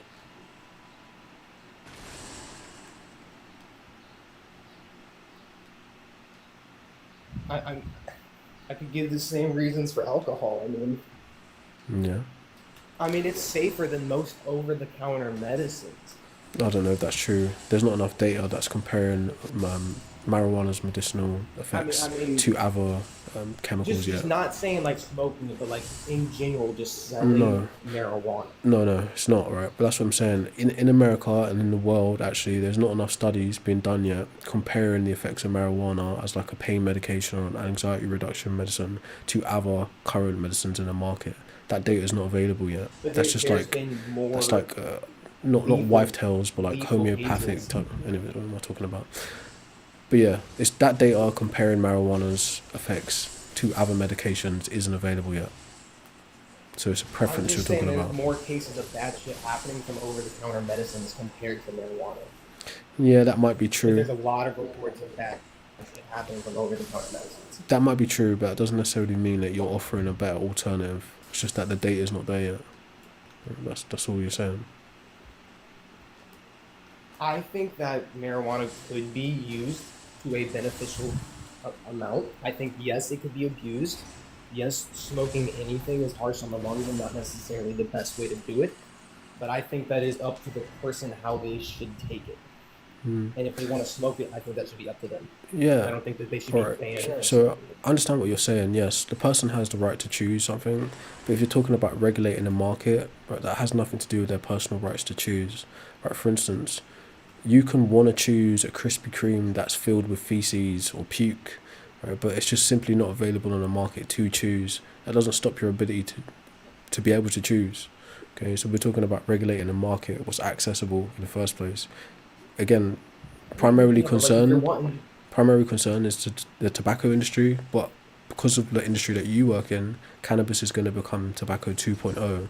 So it's going to come with the health concerns of the respiratory damage, but it's also going to come with the psychological concerns with things like cannabis-induced psychosis, schizophrenia, developmental issues with learning disorders, and prefrontal cortex damage and shit, which is currently studied and available. So cannabis is going to be worse than the tobacco industry if it keeps going down this corporatized avenue just for money.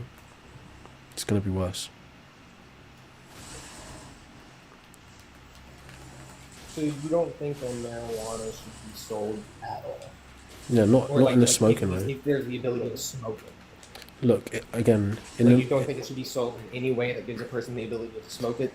right. So in a medicinal setting, right? Yes, in general, to answer your question, yes, I don't think it should be ever smoked, right? There's no good reason to smoke it. If you can get extracts and use other means of, taking it, there's not good enough reason. Okay, it would only be for recreational or sacramental reasons that you'd want to smoke it specifically. So yeah.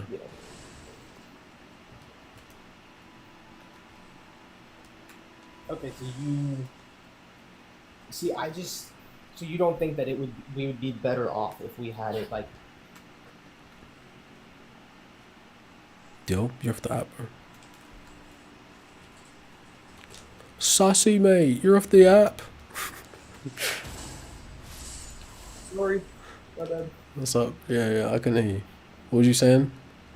Okay, so do you think that you don't think we'd be better off if it was like with a medical card? No, I think that's one of the biggest But since where legal. like you have to be prescribed it by a doctor, No, I don't think that'd be you don't better. think that that would be better? Because like in the medical Or industry and in America specifically, there's a history of exploitation of loopholes to get illicit substances via doctors. Doctors are people too. Like today in this very stream, we had a conversation with a doctor which took a very dubious position politically, right? So doctors are people and corruptible too. But what we're seeing more and more in our countries over here in Europe and in America is that people are using, just like how people get opioids from prescription and then abuse them and distribute them, people are doing the same thing with cannabis. So people are cooking up these ridiculous types of diseases, these ridiculous types of ailments, and then using it as an excuse to access cannabis under the guise of legal use for medication. So no, I don't think it should be prescribed in that way. The extracts, perhaps different forms like tablet or oral forms, etc. Perhaps yes, right. But again, the studies aren't there to show that those extracts, CBD, THC, compete with other pharmacological interventions on the market. Okay. So yes, like for instance, a good example of this corruption historically is during Prohibition. People were getting doctors to prescribe them whiskey for anxiety and minor ailments. Right? The same thing happened with cocaine in the 1800s. Same thing happened with tobacco and cigarettes in like the 40s and 50s. Cannabis is literally just the next one on the list.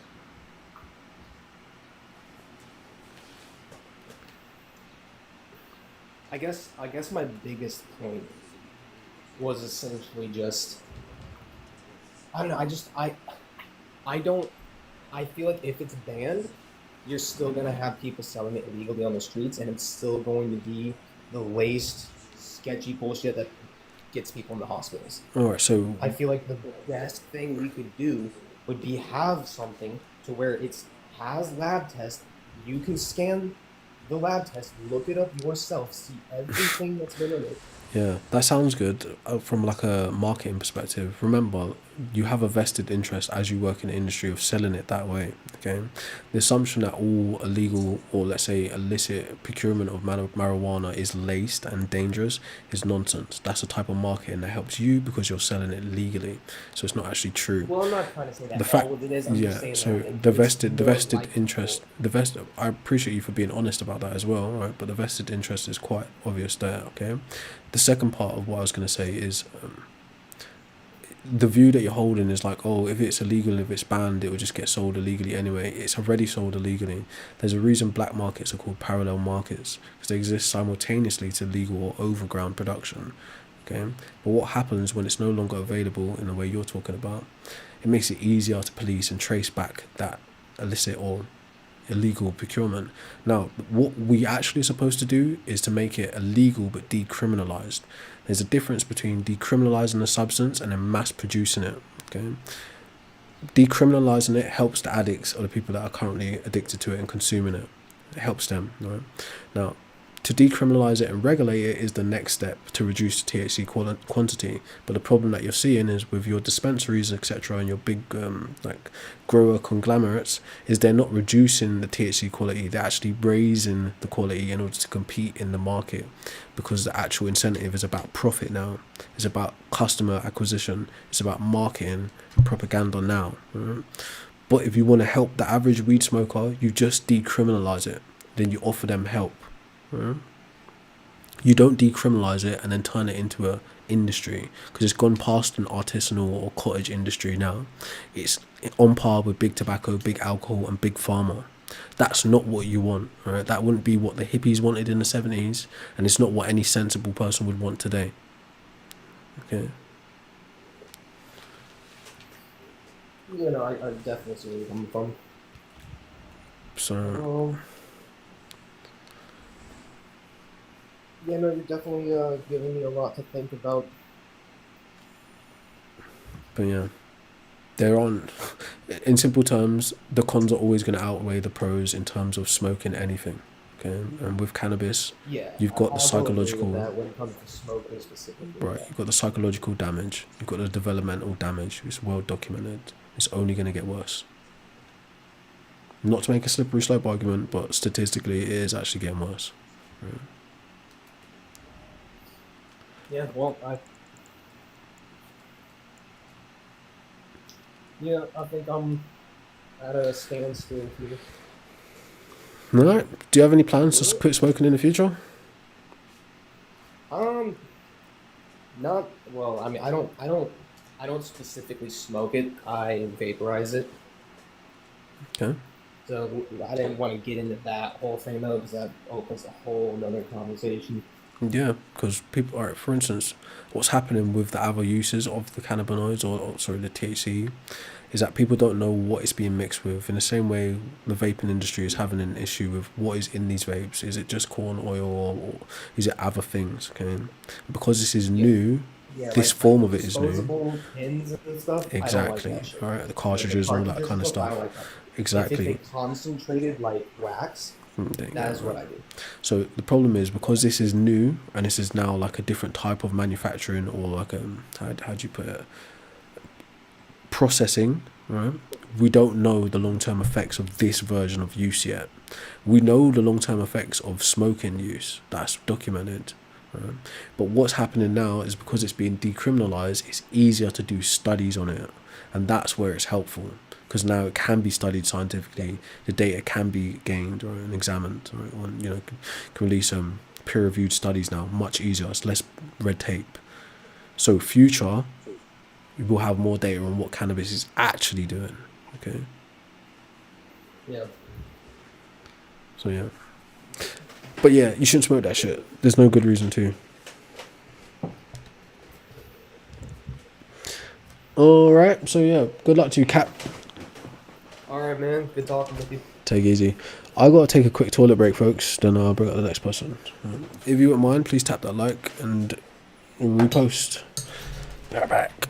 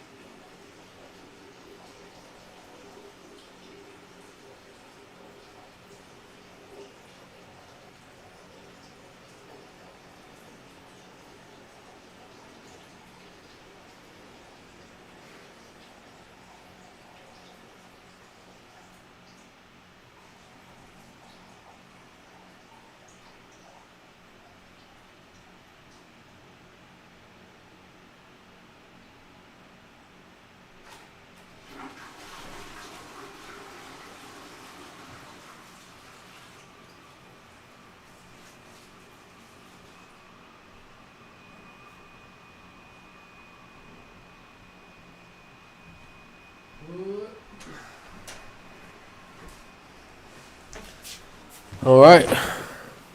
Folks, can I get a little follow? Can I get a little repost, a little like? Let's keep this thing moving. It's quite it takes quite a lot of energy to talk to people. So I'm gonna need to go get some food soon, recuperate.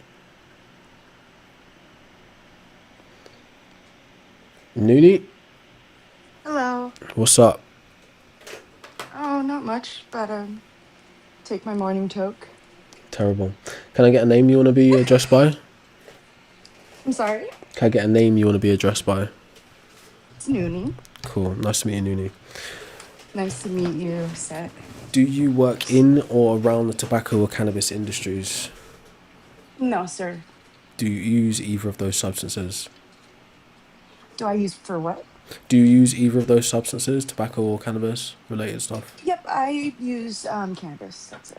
Cool. Do you mind sharing what age you started using it? Yeah, I started because actually ever since I was like 16, maybe younger, I had always researched all kinds of shmugs like psychedelics and just everything because I am a very scientific person, and so I tend to want to have my own experiences with things and make my own judgment about things. So I smoked once or twice throughout high school, very on very small, like special occasions. I would tell Sup, myself Aston? because I lived in my mother's house. What's that? No, I was just acknowledging someone in the chat, bro. Oh, okay. So I continue to smoke now because I have extreme PTSD as well as CPTSD. And then I also have a genetic brain illness called CADASIL. And so I continue to smoke weed because that brain illness, along with my PTSD, it manifests as mental health issues, and eventually you can get dementia. Most of the time, you do, and it's terminal. There's no cure, and one of the biggest symptoms that people can see with it in their early 20s and 30s is irritability and overwhelm. And something I have kind of always dealt with all my life, except for that it's just gotten worse with age due to the illness. And have been points in time where I just can't stop screaming. Due to my PTSD, whatever I have going on. So I use weed because it generally makes me able to deal with life. And I think that there are a lot of substances and a lot of stigmas out there um, that are pushed because of Christian, religious, and political ideals, in my opinion. And, um, you know, cannabis, there are a lot of studies on it. And one of those studies is that it does take a pre-pro carcinogenic it has a pre-pro carcinogenic effect on free radicals, which are the particles in your body that contribute to cancer. So yeah, I just think that a lot of what you're saying is misinformation. It just sounds like somebody who's been outside of the cannabis experience, in my opinion. Interesting. So, do you want to give your best reason why you think it shouldn't be banned? Yeah, I think it shouldn't be banned because there are a lot of things that are bad for us that are actually pushed by governments and health professionals to use regardless of side effects. Yeah, but that's Like, not about this issue. On this issue no, it specifically, absolutely is. that's a Weed is whataboutism. better than fast food. There you Weed go. is better than A alcohol. Weed is better whataboutism. than, like, you know what I A mean? Huh? whataboutism. That's a whataboutism, right? So I'm asking you, what's the main reason you think this shouldn't be banned? Because it's not bad. Okay, There are plenty of studies what's to the show arguments that for that? it helps for mental ailments, physical ailments, nausea, headaches. Like Did it's you different for every person. did you ignore the studies on cannabis-induced psychosis or developmental issues with the prefrontal cortex or the drop in 6 to 8 IQ points when consumed under the age of 25? You know, So I'm have you not looked into I'm those not things? necessarily ignoring it. Yeah, I've seen it. Of course I've seen it. Like Okay. everybody who wants to smoke wants I'm pretty sure Okay, is good. aware of that. Good. But what No, I they're am not. They're not. what Because am there's a I lot of Hold on, I'm still misinformation. talking. Don't There's a lot interrupt of. me. Hey, Don't don't tell interrupt me. me. Don't tell I'm me still what to do. talking. Don't tell me what to I'm do. still talking. Alright, bye then. I ain't got time for that shit. She was yapping way too much anyway. Way too much yapping. Ain't got time for that shit, bro. You don't run nothing, with all due respect. You gonna listen or you're not. Anyways. Yappathon. It's like, I'm sorry. But you don't tell me what to do. Alright, anyways. Blip Blop, I've spoken to you before. Alright, so I'm not going down that road. If anyone new wants to come up, feel free to. Let's go find our way to this dragon in the meantime. Crazy people. Like, are you okay? Obviously you're not okay, but that's a different conversation. Oh, fuck it out.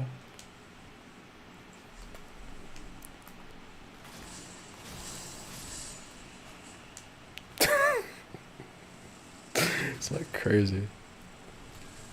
Well, anyways, no disrespect intended, Noonie, but yeah, I just don't have patience for that kind of shit. It's not my communication style.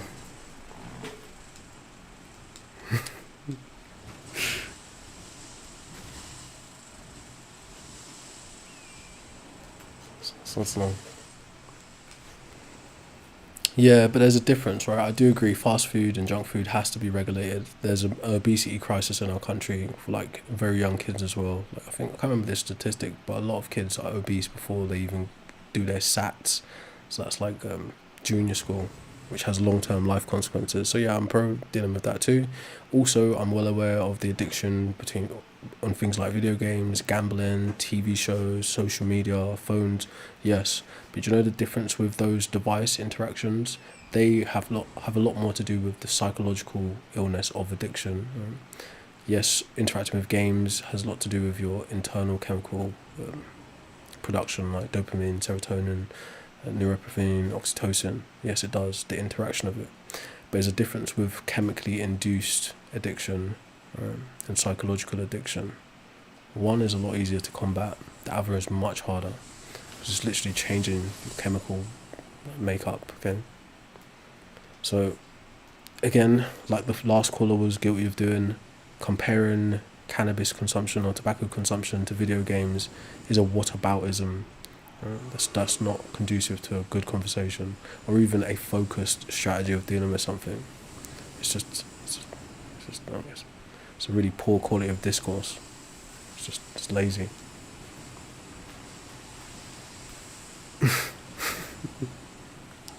Anyways.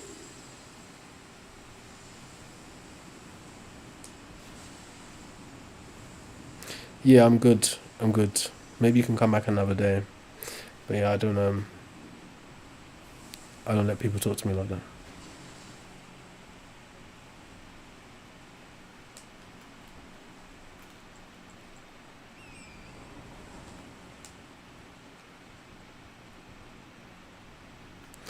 What was this damn dragon anyways? Flip flop. I can't remember what we talked about there. There's a reason I don't want to bring it up. I just can't remember what we talked about, but I know I spoke to you before. It'd be I don't know how to explain it. We've spoken to a lot of people today. We've had interesting conversations. So let's have some downtime. Let's just have some gaming.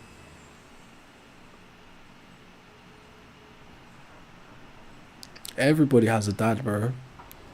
So to paraphrase the great Epictetus and Enchiridion, are you entitled to a good father? No, just a father.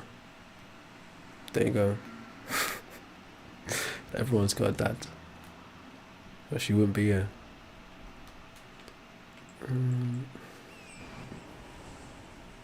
That's right, Creedy. Creedy, if that's how you say it. Oh, there we go, finger lady. Finger lady.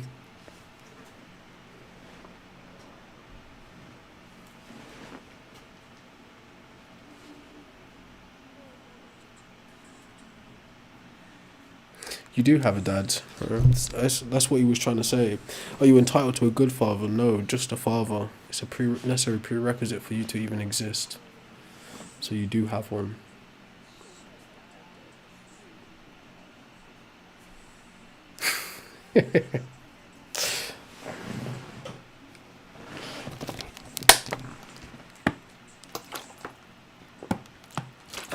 Nah, I'd rather give someone else a chance.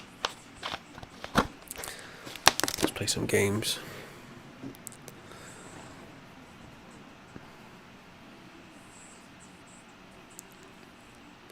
You have a dad because you exist. It's as simple as that. Now, do you have a dad in your life? Probably not. But do you have a dad in general? Yes, you do. Yes, even if you are a test tube baby, you have a sperm donor, which would be considered your dad. Smoking meats and proteins, interesting. That's a very interesting view. I don't even know what the health effects is. Well, look, dried and cured meats do definitely have some issues because of the processing. But I don't know what the issues would be health-wise, so I can't really say. I do enjoy a bit of smoked meats, like smoked salmons and stuff like that. I do. I can't lie. But that could be problematic as well. I like a bit of jerk as well.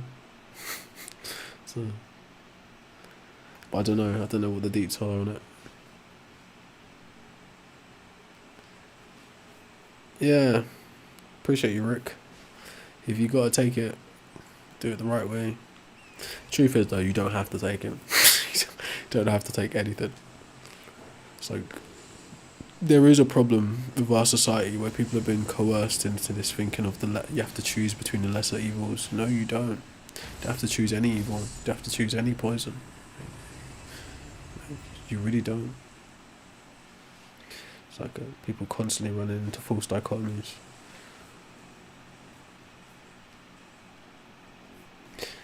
I don't know how people use that teen decal. I think that's an injection. But yeah, so it's also an illicit substance, I think. Unless you're a horse. Which I doubt.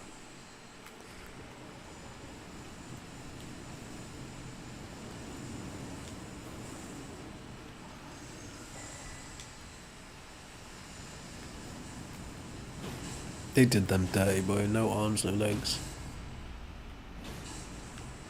Give me a point. Oh, that's who I was supposed to go back and talk to. The lady on the bed. I'm in a secret part of the map that only a small percentage of people ever find. And now you'll never know. I tried to show you the map, but there's an enemy.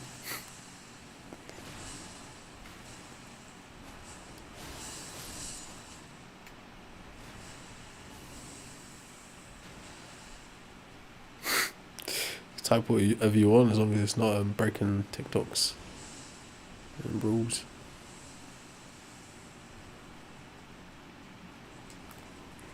So you don't die. That's why no smoky. So you don't killy.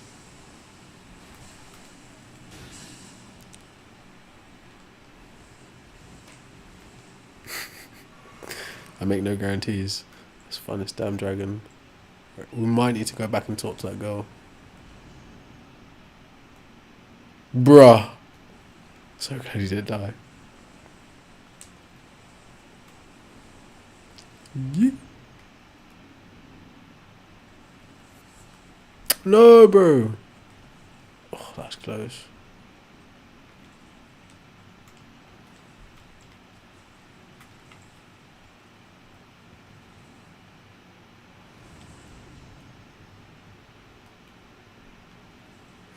Wait, it's not even this way. What am I even doing?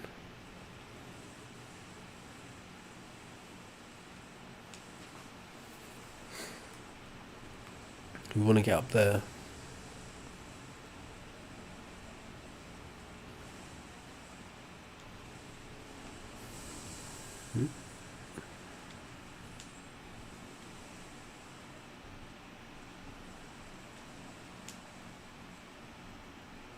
Can you guys actually hit the game?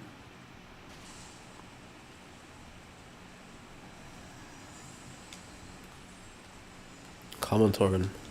Yeah.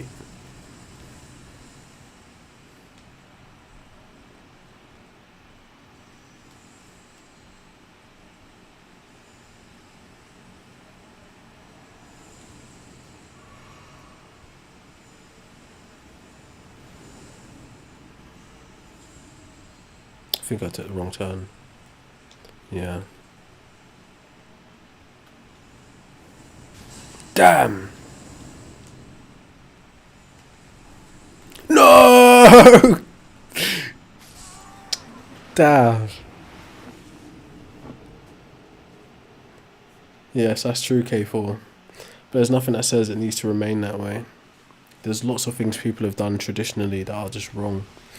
Both wrong on like a metaphysical or moral way, and wrong in like a scientifically wrong way. So there's no reason you can't depart from tradition if it's incorrect. It's just oh, I didn't know I could do that. That means there's a boss nearby.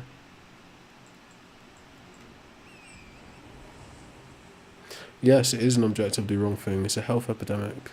Yeah. So you could say, right, to harm oneself would be irrational.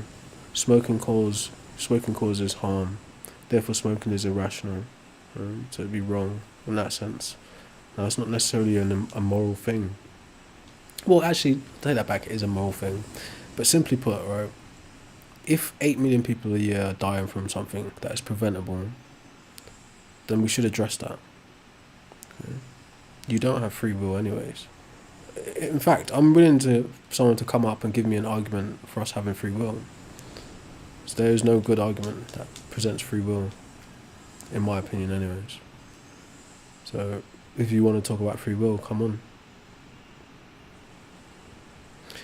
No, so people who smoke cannabis or crack or meth are included in those statistics, direct inhalation of smoking. Right? But majority of that statistic, 7 million people who smoke directly, majority of that is from tobacco. Okay, 1.6 million people or thereabouts. Both numbers are roundabouts. Okay, the 7 more rounded up. But anyways, 7 million people, just in simple terms, 7 million people die from direct inhalation of tobacco products and other products, right, included in that. And 1.6 million people die from secondhand smoke because of that, 7 million people. Okay. So, hello? Ooh. Yo, bro, I'm smoking right now. Why do you think smoking should be banned, bro? Can I get a name that you'd like to be addressed by, bro? I can't hear you, buddy. Can I get a name that you'd like to be addressed by? Now I'm asking you. Can you hear me? Oh, I want to be addressed by Cameron. Call me Cameron. Nice to meet you, Cameron. Couple questions before we start. I ask everyone these questions, so don't feel like I'm penalising you. Have you ever worked in or around the tobacco or cannabis industry? No. Do you use either of those substances? Yes. Do you care to share what age you started using those substances? So I started smoking weed, I would say at like 14, and then eventually, I don't know if you know what graba is. I'll basically say it's like a form of tobacco. Do you say grout? Graba. Oh, if you say grout, I was going to say what? Like a graba leaf. Tiles. Nah, hell no. No, I don't know what that is now. So it's based like a tobacco leaf. So then, you feel me? Okay. And then started from there, like backwoods and shit like that. Alright, so what do you want to talk about, bro? You want to talk about the main topic, or have you got a hot take you want to change my mind on?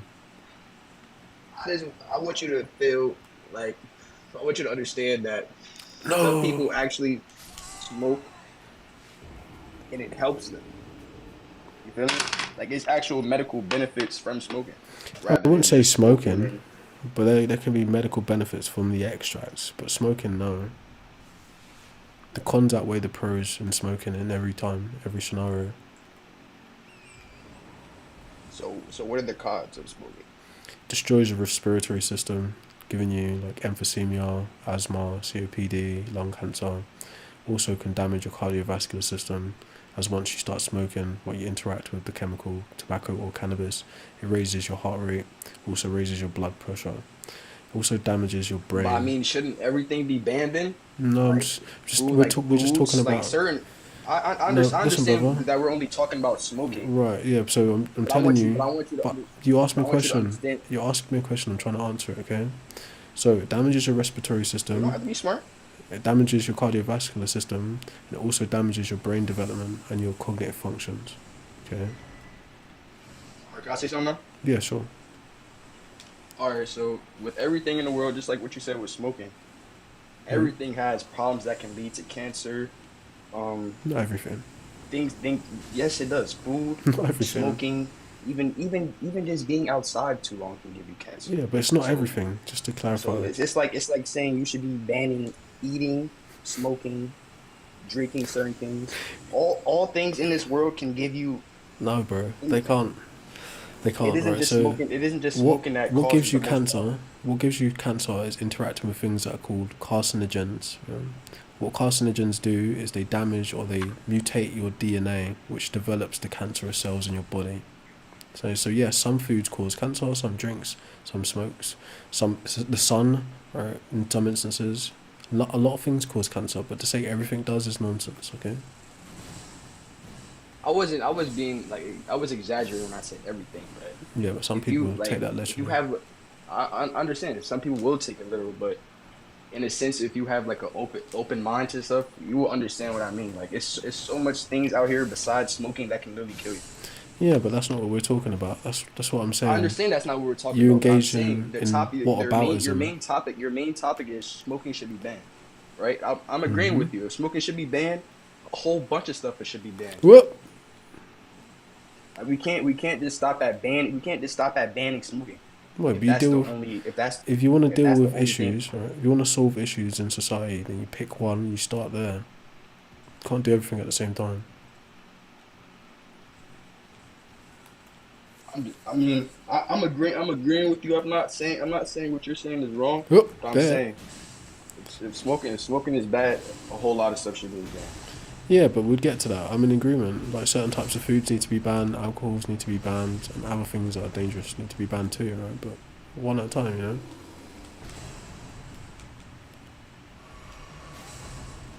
I don't think Born Alive trying to say smoking is good, but it shouldn't be banned for it. Yeah, I'm kind of saying that, but I'm saying if he's full on with it should be banned, then we should all come together and say a whole lot of things should be banned. Yeah, but again, that's a whataboutism, right? So an analogy of this is right. If you, I'm assuming you're black by the sound of your voice. I know that's racist, but am I right?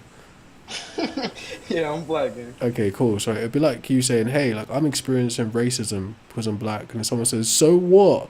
That guy, well, like like, so what? I experience sexism, so forget your racism." Or someone else is like, "I experience like ethnic warfare, so forget your racism." Right? No, like the racism is the racism. That's the issue. The ethnic issue is an issue. The feminism is an issue.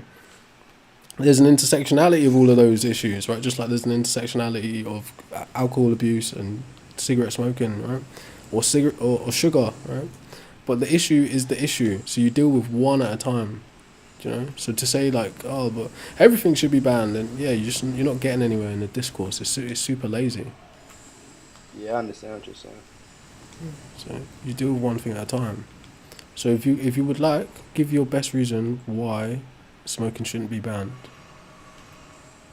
My best reason why smoking shouldn't be banned is because some people go through stress, anxiety, and it actually helps them. Okay. So that's an anecdotal thing, right? But it's true people do go through stress and anxiety, and it's true that people do report feelings of feeling better when using drugs. But if there's alternatives to help you feel better or manage stress and anxiety that don't destroy your body, I think they would be the better alternative in almost any example. I feel like, where people started to resort to that because they'll go to like a doctor and they'll be like, yeah, I'm going through stress and anxiety, and then the doctor will prescribe them pills. And now they're on pills and stuff. You don't want to be on pills for the rest of your life and stuff like that. So people Yeah, I start to understand find that. they start to use that as an alternative. You know what I'm saying? I understand that, but what you're not understanding is if cannabis keeps going the way it is, it's no different to the pills because it's being genetically modified to be more potent, more addictive, more available, and the incentive is capital, it's money, it's to get customers. Essentially, no different to being a drug dealer, it's to get addicts. It's how the cigarette industry works. It's how the sugar industry works. It's how the alcohol industry works. So the cannabis thing is just the same. It's an extension of it. I feel like smoking shouldn't be banned. It shouldn't be regulated by the government anymore. Smoking, like where it's at now, like how you saying, is being mass produced, is being chemically grown. It's not how it was before. The government has their whole foot in damn near balls in there, and they're doing whatever they want to the weed. But it was giving to private you. citizens. It was private citizens who started that, right? Skunk was invented by some people, some Europeans, I think, right in around the 80s. Okay, so prior to that, it was naturally occurring in different strengths, different flavors. Then people started to genetically modify it to get higher and higher, different tastes of it. That's when it started to go downhill. But that's what you're facing today when you're smoking. Right, so now not only have you got that private citizen tweaking it for their own uses, you've also got commercial tweaking of it. Right? It's not necessarily the government. But yes, the government will have to step in.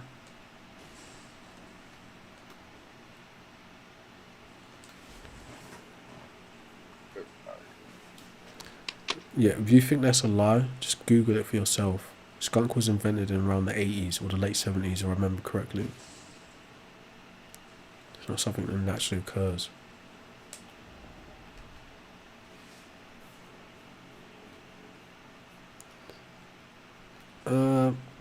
Bro, what was your name again? Yeah, I forgot what I took. Oh, Cameron. See, that's why you don't do drugs, kids. He forgot his own name. Nah, I gave you a random name. Alright, fair. I was gonna ask you still there, bro, but obviously you are. Nah, Alright, I'm serious. so I was just reading the comments and stuff. I wouldn't waste my time doing that if you're having a conversation. It's gonna distract you. All right, I'll get out of here, bro. It was good talking. Alright, so you don't have any good reasons why it shouldn't be banned then, I guess. So last question for you. I mean, that was No, really go on. my reason why it shouldn't be banned. What was it? Because it helps people. Some people have anxiety, stress. They should. So you realise, right? Those things, specifically anxiety and stress, can be managed in like completely unintrusive ways, or without any exogenous chemicals. They can actually be you can meditate. You can right. do a whole bunch of things without. There's a bunch of studies. There's also a bunch of studies that show people who are exposed to placebos also report feeling effects of feeling better. Right? So there's that too. So some people, even scientific people, argue that the reported effects of people feeling better, managing stress, anxiety, and some types of pain is actually the placebo effect. Because they think the cannabis is going to help with that, they tell themselves that it does, and therefore they report that they feel better after using the cannabis. But it could have been a sugar pill, and the same outcome would have been the same. Okay. But yes, cannabis isn't entirely placebo, that's not what I'm saying. But in terms of managing the reported stress, anxiety, and pains, that's where it has a placebo effect. Yeah. But yeah, last question for you. Do you plan on quitting smoking? It honestly depends where my life is going. If I feel like I can't continue working and being like a self-sustained person, then yeah, I'm going to stop smoking. But if not, then I can continue going and working out and going to work and doing what I have to do, then yeah, I'm going to continue smoking. Are you aware of the health risks though? I'm aware of the health risks, but I mean, so you like realise I said, when I at first some joined the point, live, like I said when I first joined the live, there's health risk in everything. Yeah, but you realise at some point, everybody's going to. Just let me finish real fast. Everybody's going to indulge in something. Everybody, it's like it's not true. Everybody's going to do. I mean, well, all right, not you. No, everybody but millions everybody of people, but you. probably a billion people. All right. A lot of people aren't going to indulge in something, but the people I know are That's going not true. to. Right? That's what you think, right? That's cool. All right. Right, but you realise long term, right? It's not gonna pan out for your health. We geek forever. It's not gonna pan out long term though. You won't be able to do it forever. But if you like a good example of this, if you study people who come from Rastafarian culture who keep weed as a sacrament, and you look at the health, I know, bro. And if you look at the health outcomes, you look at the health outcomes for most people who are part of Rastafarian communities, long term, it's not sustainable, bro. Right? You see a lot of them are very frail, experiencing issues like emphysema, COPD, types of cancers, because of the long-term use, types of mental illnesses as well. It's rife. Long-term, not sustainable. Short-term, you can get away with it because you're young for a while. Okay. But good luck to you, man. If you ever think about quitting, hope you can do that. I mean, hey, just like I just want to give you a little food for thought. You said everybody doesn't have a vice. You're literally sitting on Elden Ring right now. This is your vice. It's not a vice. It is. Give me an example of how it's a vice. You're using it to pass your time. Not really. You realise, like, I'm on a public platform. I'm entertaining and educating people at the same time. There are cognitive benefits to playing games, like coordination, problem solving, etc. So it's not a vice. I'm telling you. Now, if I did this 24/7, anything that you do and you now, find if I did this some type of 24/7, inside, if I did this how many 24/7, hours do you have in and it Elden Ring? interrupted my eating, How many hours do you have interrupted in my Elden Ring? work, interrupted my studies, How many hours do you have in interrupted my Elden Ring? health, then it would be a vice. How many hours do you have in Elden Ring? I've had this game for years, so it's like 300 plus So what's hours. your vice? It's not a vice. I just explained to you. If it was interrupting my health, bro ran away. Hope you can quit smoking in the future.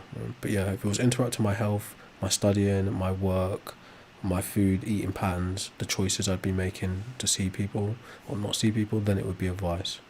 But it's not. Currently. But it could be. It definitely could be. Hello? Yep. How you doing, bro? My take on this. Relax. Relax. Can I get a name you want to be addressed by? I got a username. You want to be called Yashua? Oh yeah, that's why I put my username there. You But sure? as I was saying, Wait, there's more questions. All right. So nice to meet you, Yashua. My name is Seth. Okay. Have you ever worked in or around the tobacco or the cannabis industry? you said, have I ever worked or been around the tobacco or cannabis industry? Mm-hmm. Yes, I have. Would you care to go into any more detail? I actually grow it. Interesting. So you distribute it legally? No, I don't distribute. Okay, cool. Sorry, I probably shouldn't have even asked you that. That was my bad. Right? Second question: do you use either of those substances? Yeah, I do. Do you care to share when you started using them? You said what? Do you care to share when you started using them? The first time I tried tobacco was me being a bad kid. So around, I'm gonna say maybe 13, I puffed a cigarette. I wouldn't even say smoke. That's Cool. the first time I ever tasted tobacco. But weed, I tried weed for the first time around 16. I would say no, 15. All right. So sure, like, floor's yours now. You can say what you want. I can't understand what you're saying. You're speaking to Oh, my low. bad. The floor is yours. You can say what you want. I can hear myself in the background of your mic though. It's kind of annoying. Nothing I can do about that. I'm on a mobile device. So, You on okay. speakerphone? Smoking shouldn't be banned in my opinion because, like you said, everything has pros and cons. If you oversmoke, then that's what happens to you. If you smoke at I'm all, gonna No, not if you smoke at all. So you're telling yeah. me if you smoke one time, you're gonna see long-term effects. Well, you shouldn't, but it's potential. It's potentially possible. So, like, one person's interaction with a psychoactive substance could change their life forever, and it's just one Well, experiment. that depends on that person's All state of right. mind, well-being, So other there. different health factors. So it Yeah, it doesn't does. rule it out. Nah. That's accounted for in the statement. Smoking once can harm you, so it's accounted for. Smoking once cannot harm you long term. We just said we both just agreed it can. I don't think you can. All I right, so never actually one agreed to. person. I All agreed right, to what so you were saying. Yes, some people can all right, yeah. experience. So you can have a psychological or derealization, a psychotic break from one experience. You could you could be high and end up operating machinery and unalive yourself. There's numerous ways that interacting or experimenting one time could change your life. Okay, so I'm not saying it's going to kill you instantly, but it can do. It can have negative effects if you don't acknowledge. What are you specifically talking about? If you don't acknowledge those potentials, then you're being dishonest. Okay. No, I'm not being dishonest at all because you're not even specifying. Are we talking about weed or what are we Anything. talking about? Is smoking? All right. So Anything? anything. Right? There are potential outcomes for trying and doing anything. Right? Well, if you're just talking about anything, well, of course, smoking. Yeah, but Lead to long-term effects. If you smoking weed smoke one time. something that's gonna harm you, it's gonna harm you. That's just Yeah, how that works. but you have to acknowledge the possibility, and there are cases of it where people have smoked one time and it's changed them for the worse, or Smoke something what? bad has came about from weed, from crack, from From meth, right? Any of I've those never heard that coming substances. from weed. Crack, obviously. Meth, obviously. People, Those come up. there are reports of people who have experienced psychotic breaks after one interaction with cannabis. It's a psychoactive substance, bro. Right? So was it genetically modified or was it How would I know? natural? How the hell would I know? Well, you just said there was a count, so I would assume that There you are read the accounts of article. it. There are accounts of it, right? It's called Then I cannabis. think they It's would called state cannabis that in the induced. article. It's called cannabis induced psychosis. How the fuck? All right, with all due respect, excuse my language, right? But the person who purchased it wouldn't even necessarily know. Okay. Then why? Then that's a user issue. What does that have to do? Anyway, look, let's just move on to the point you want to make. It's just like the cognitive dissonance is strong. Let's just go. What's the point you want to make? The point I want to make is smoking shouldn't be banned because obviously it's a user issue, and obviously you shouldn't go around smoking crack or anything that's gonna mess you up. Everybody knows that hard drugs. You take Yeah. on hard drugs. It's not. It's not the product. It's the customer. It's the customer's fault. That's like saying guns shoot you and people don't. No, it's What are not. you talking about? It's not. Yes, it is. No, it's not, because we're talking about consuming illicit substances, not shooting firearms. So if you It's not analogous. willingly overconsume or consume a No. hard substance, It's not analogous, alright? Guns and cannabis are not if you analogous. willingly consume weed or a hard substance, you should know the risk and know what you're doing. It All doesn't have to right, be banned. no, It's a no, no. user issue. Yeah, we can say you That's my point. should. You can say you should, but like we've established with nearly everyone I've spoken today, and what the world's statistics say, majority of people who indulge or experiment with drugs and tobacco start at a significantly young age, and usually an age where their brain's not fully developed and they can make informed choices about long-term health outcomes. Okay, so yes, they should be informed, but they're not. Okay. So your solution is to ban it instead of education? No, you got to educate them as well, right? But it's a type of Then there's no safeguarding. point of It's a banning it type if of you're going to educate safeguarding them. for harm reduction. What do you mean? There's no point in banning, bro? So like, If should I'm going to should bar you if from accessing a should certain should thing, right? you So don't need to know about it if you if it's illegal to put lead in certain types of paint, right? You legislate that, so it's no longer you're no longer able to put lead in certain types of paint. If buildings still exist with lead paint in it, you educate kids, hey, don't eat the fucking paint chips with lead in it, right? You don't say because it's bad, I don't tell people that there's something wrong with it. No, you do both, okay? Are you okay? No, So no, as somebody no, who I'm has not, actually because like worked in interacting with inside people of who just construction, fucking no, you can't put retarded. lead in paint anymore, obviously. Duh!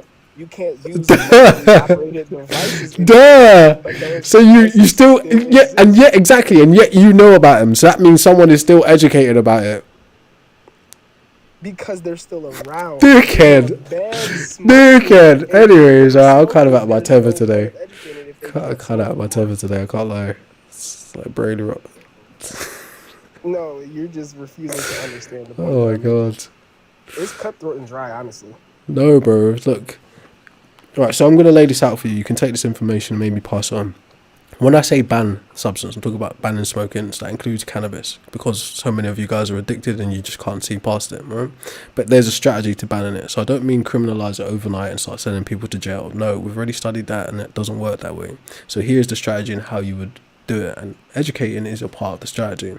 So what you do is you make it illegal, but you decriminalize it. So what does that look like, right? Instead of a person being arrested and given a criminal record, spending time in the system, you fine them and you give them mandatory education, okay?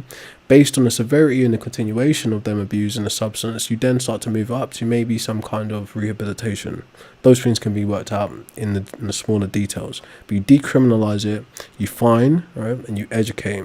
Next thing you do is you battle and you combat the production of it. In the nicotine, in tobacco, it's nicotine, and in cannabis, it's THC. How do you do this? You regulate the people who are producing it to help the people who are currently addicted to it get off. What do we mean by this? So on the tobacco industry, you regulate the amount of nicotine that can be in products. So the aim is to reduce it by 95%. What this does is give the people who are currently addicted an off-ramp. It makes them easier for them to get off the drugs. Same thing would happen with cannabis, since it's becoming tobacco 2.0. The next thing you do is you make smoking cessation services widely available and subsidized. So that means people can get help to get off of these substances via like nicotine patches, chewing gums, intravenous medicines, talking therapies, rehabilitation centers, etc. Okay, then what you do next, back to legislation, is you make it illegal for any new people to get in, right? That means you ban it. So basically what's about to happen in the UK in 2027, 1st of January apparently, no child born after the year of 2009 will ever be able to legally purchase a tobacco related product again. What this does is it locks out the future generations from ever legally participating in it. So there'll never be a point where it's like, oh, I'm an adult, I can legally choose to do this. No, that won't be a thing in the future, right? So you safeguard them from that way, and even if they do end up getting access to the product in an illegal, illicit manner, it will now be significantly reduced in its potency, therefore reducing the risk to those people or those kids in the future. The next thing you do is you address it through social consciousness, e.g. social engineering, to reduce the influence of the people who are currently smoking on the next generation of people who might start smoking, right? How do you do that? You raise awareness with what's happened in the past. Various case studies show the realities of the actual damages that nicotine and cannabis do to people. And you systematically make it uncool. Right? So you're attacking it on various different fronts. That is the strategy, okay? Okay, well, I'm just gonna give you some food for thought for one. They tried to do that with alcohol. See how that turned out. Yeah, But we did. And that's why we know what we know. My point is, one, if you ban it from people, like you said, they're just going to get it illegally. You could never, and I mean never, fully control the produce of tobacco or cannabis. It's not possible for one. Two, it Yeah. wouldn't be possible due to the way our political parties are set up. So that's not going to work at all. I can Sure. tell you that they're not going to pass that. I can 100% guarantee that will All never right. happen. Please continue to make And the point so I hold can on, address them. wait. I'm going to let me finish and stop talking, please. Thank you. Mind what you say to me. As I was saying, no, I'm okay. I think I'll talk how I want to talk. I haven't said anything discouraging to you. Then talk to We'll just yourself. All right. So let's address the problems he said. All right. He thinks that prohibition is an example of it not of banning things not working. Right? Prohibition wasn't actually implemented correctly. Okay, prohibition was a Christian experiment. I can't remember who was in power at the time. It was incorrectly implemented. It was 1,500 agents, federal agents, assigned to police the entirety of the U.S. population. It's ridiculous. 1,500 agents couldn't even police an entire state. Okay. Next thing that happened during prohibition, there were still legal loopholes to get your hands on alcohol. Okay. What were those legal loopholes? One, you could have a doctor prescribe you things like whiskey for stuff like ailments and anxiety and stress, in the same way cannabis is being prescribed right now. You could also have it for religious sacrament, meaning wines for things like Christianity, etc., etc. And you could also produce it for production, basically. Pharmacological and other uses of it. So being that there were those legal loopholes, people were still able to obtain it. The other problem was the policing of it. There was a conflict of interest between the actual police officers who were already consumers of alcohol and the bootleggers who were producing it. Now, to the other point he raised, banning it makes these black markets appear and you can never really stop it. Right? This is nonsense. You have a very shallow understanding of what is actually going on. A black market is called a parallel market. That means it exists next to the overground or the legitimate way of producing these products. Today, okay, 25% of all alcohol related products are produced bootleg. That means they're not produced through the legal channels. So of all the drinkers in the world today, there's a good chance that you've drank a bottle of alcohol or a beer that came from a bootlegger. So 25% of all alcohol produced to this day, is produced by the black market. 11.5% or 11.25% of all tobacco products are produced by bootleggers. So it comes directly from the black market. That's why it's called a parallel market. Okay, so banning something doesn't create the market for it. Now, one point he got right was that you can never truly stop the production of these things because there's too many people to reach. Okay, but again, I'm kind of drained talking to people who don't think things through. So I'm going to call it a day. What might be interesting for you guys to listen to, go back to the channel, the Culture Crack channel or the Other Secret channel, and listen to the conversation we had at the beginning of the show with an actual doctor who claims to be a doctor. Okay, maybe that'll be helpful for you. But yeah.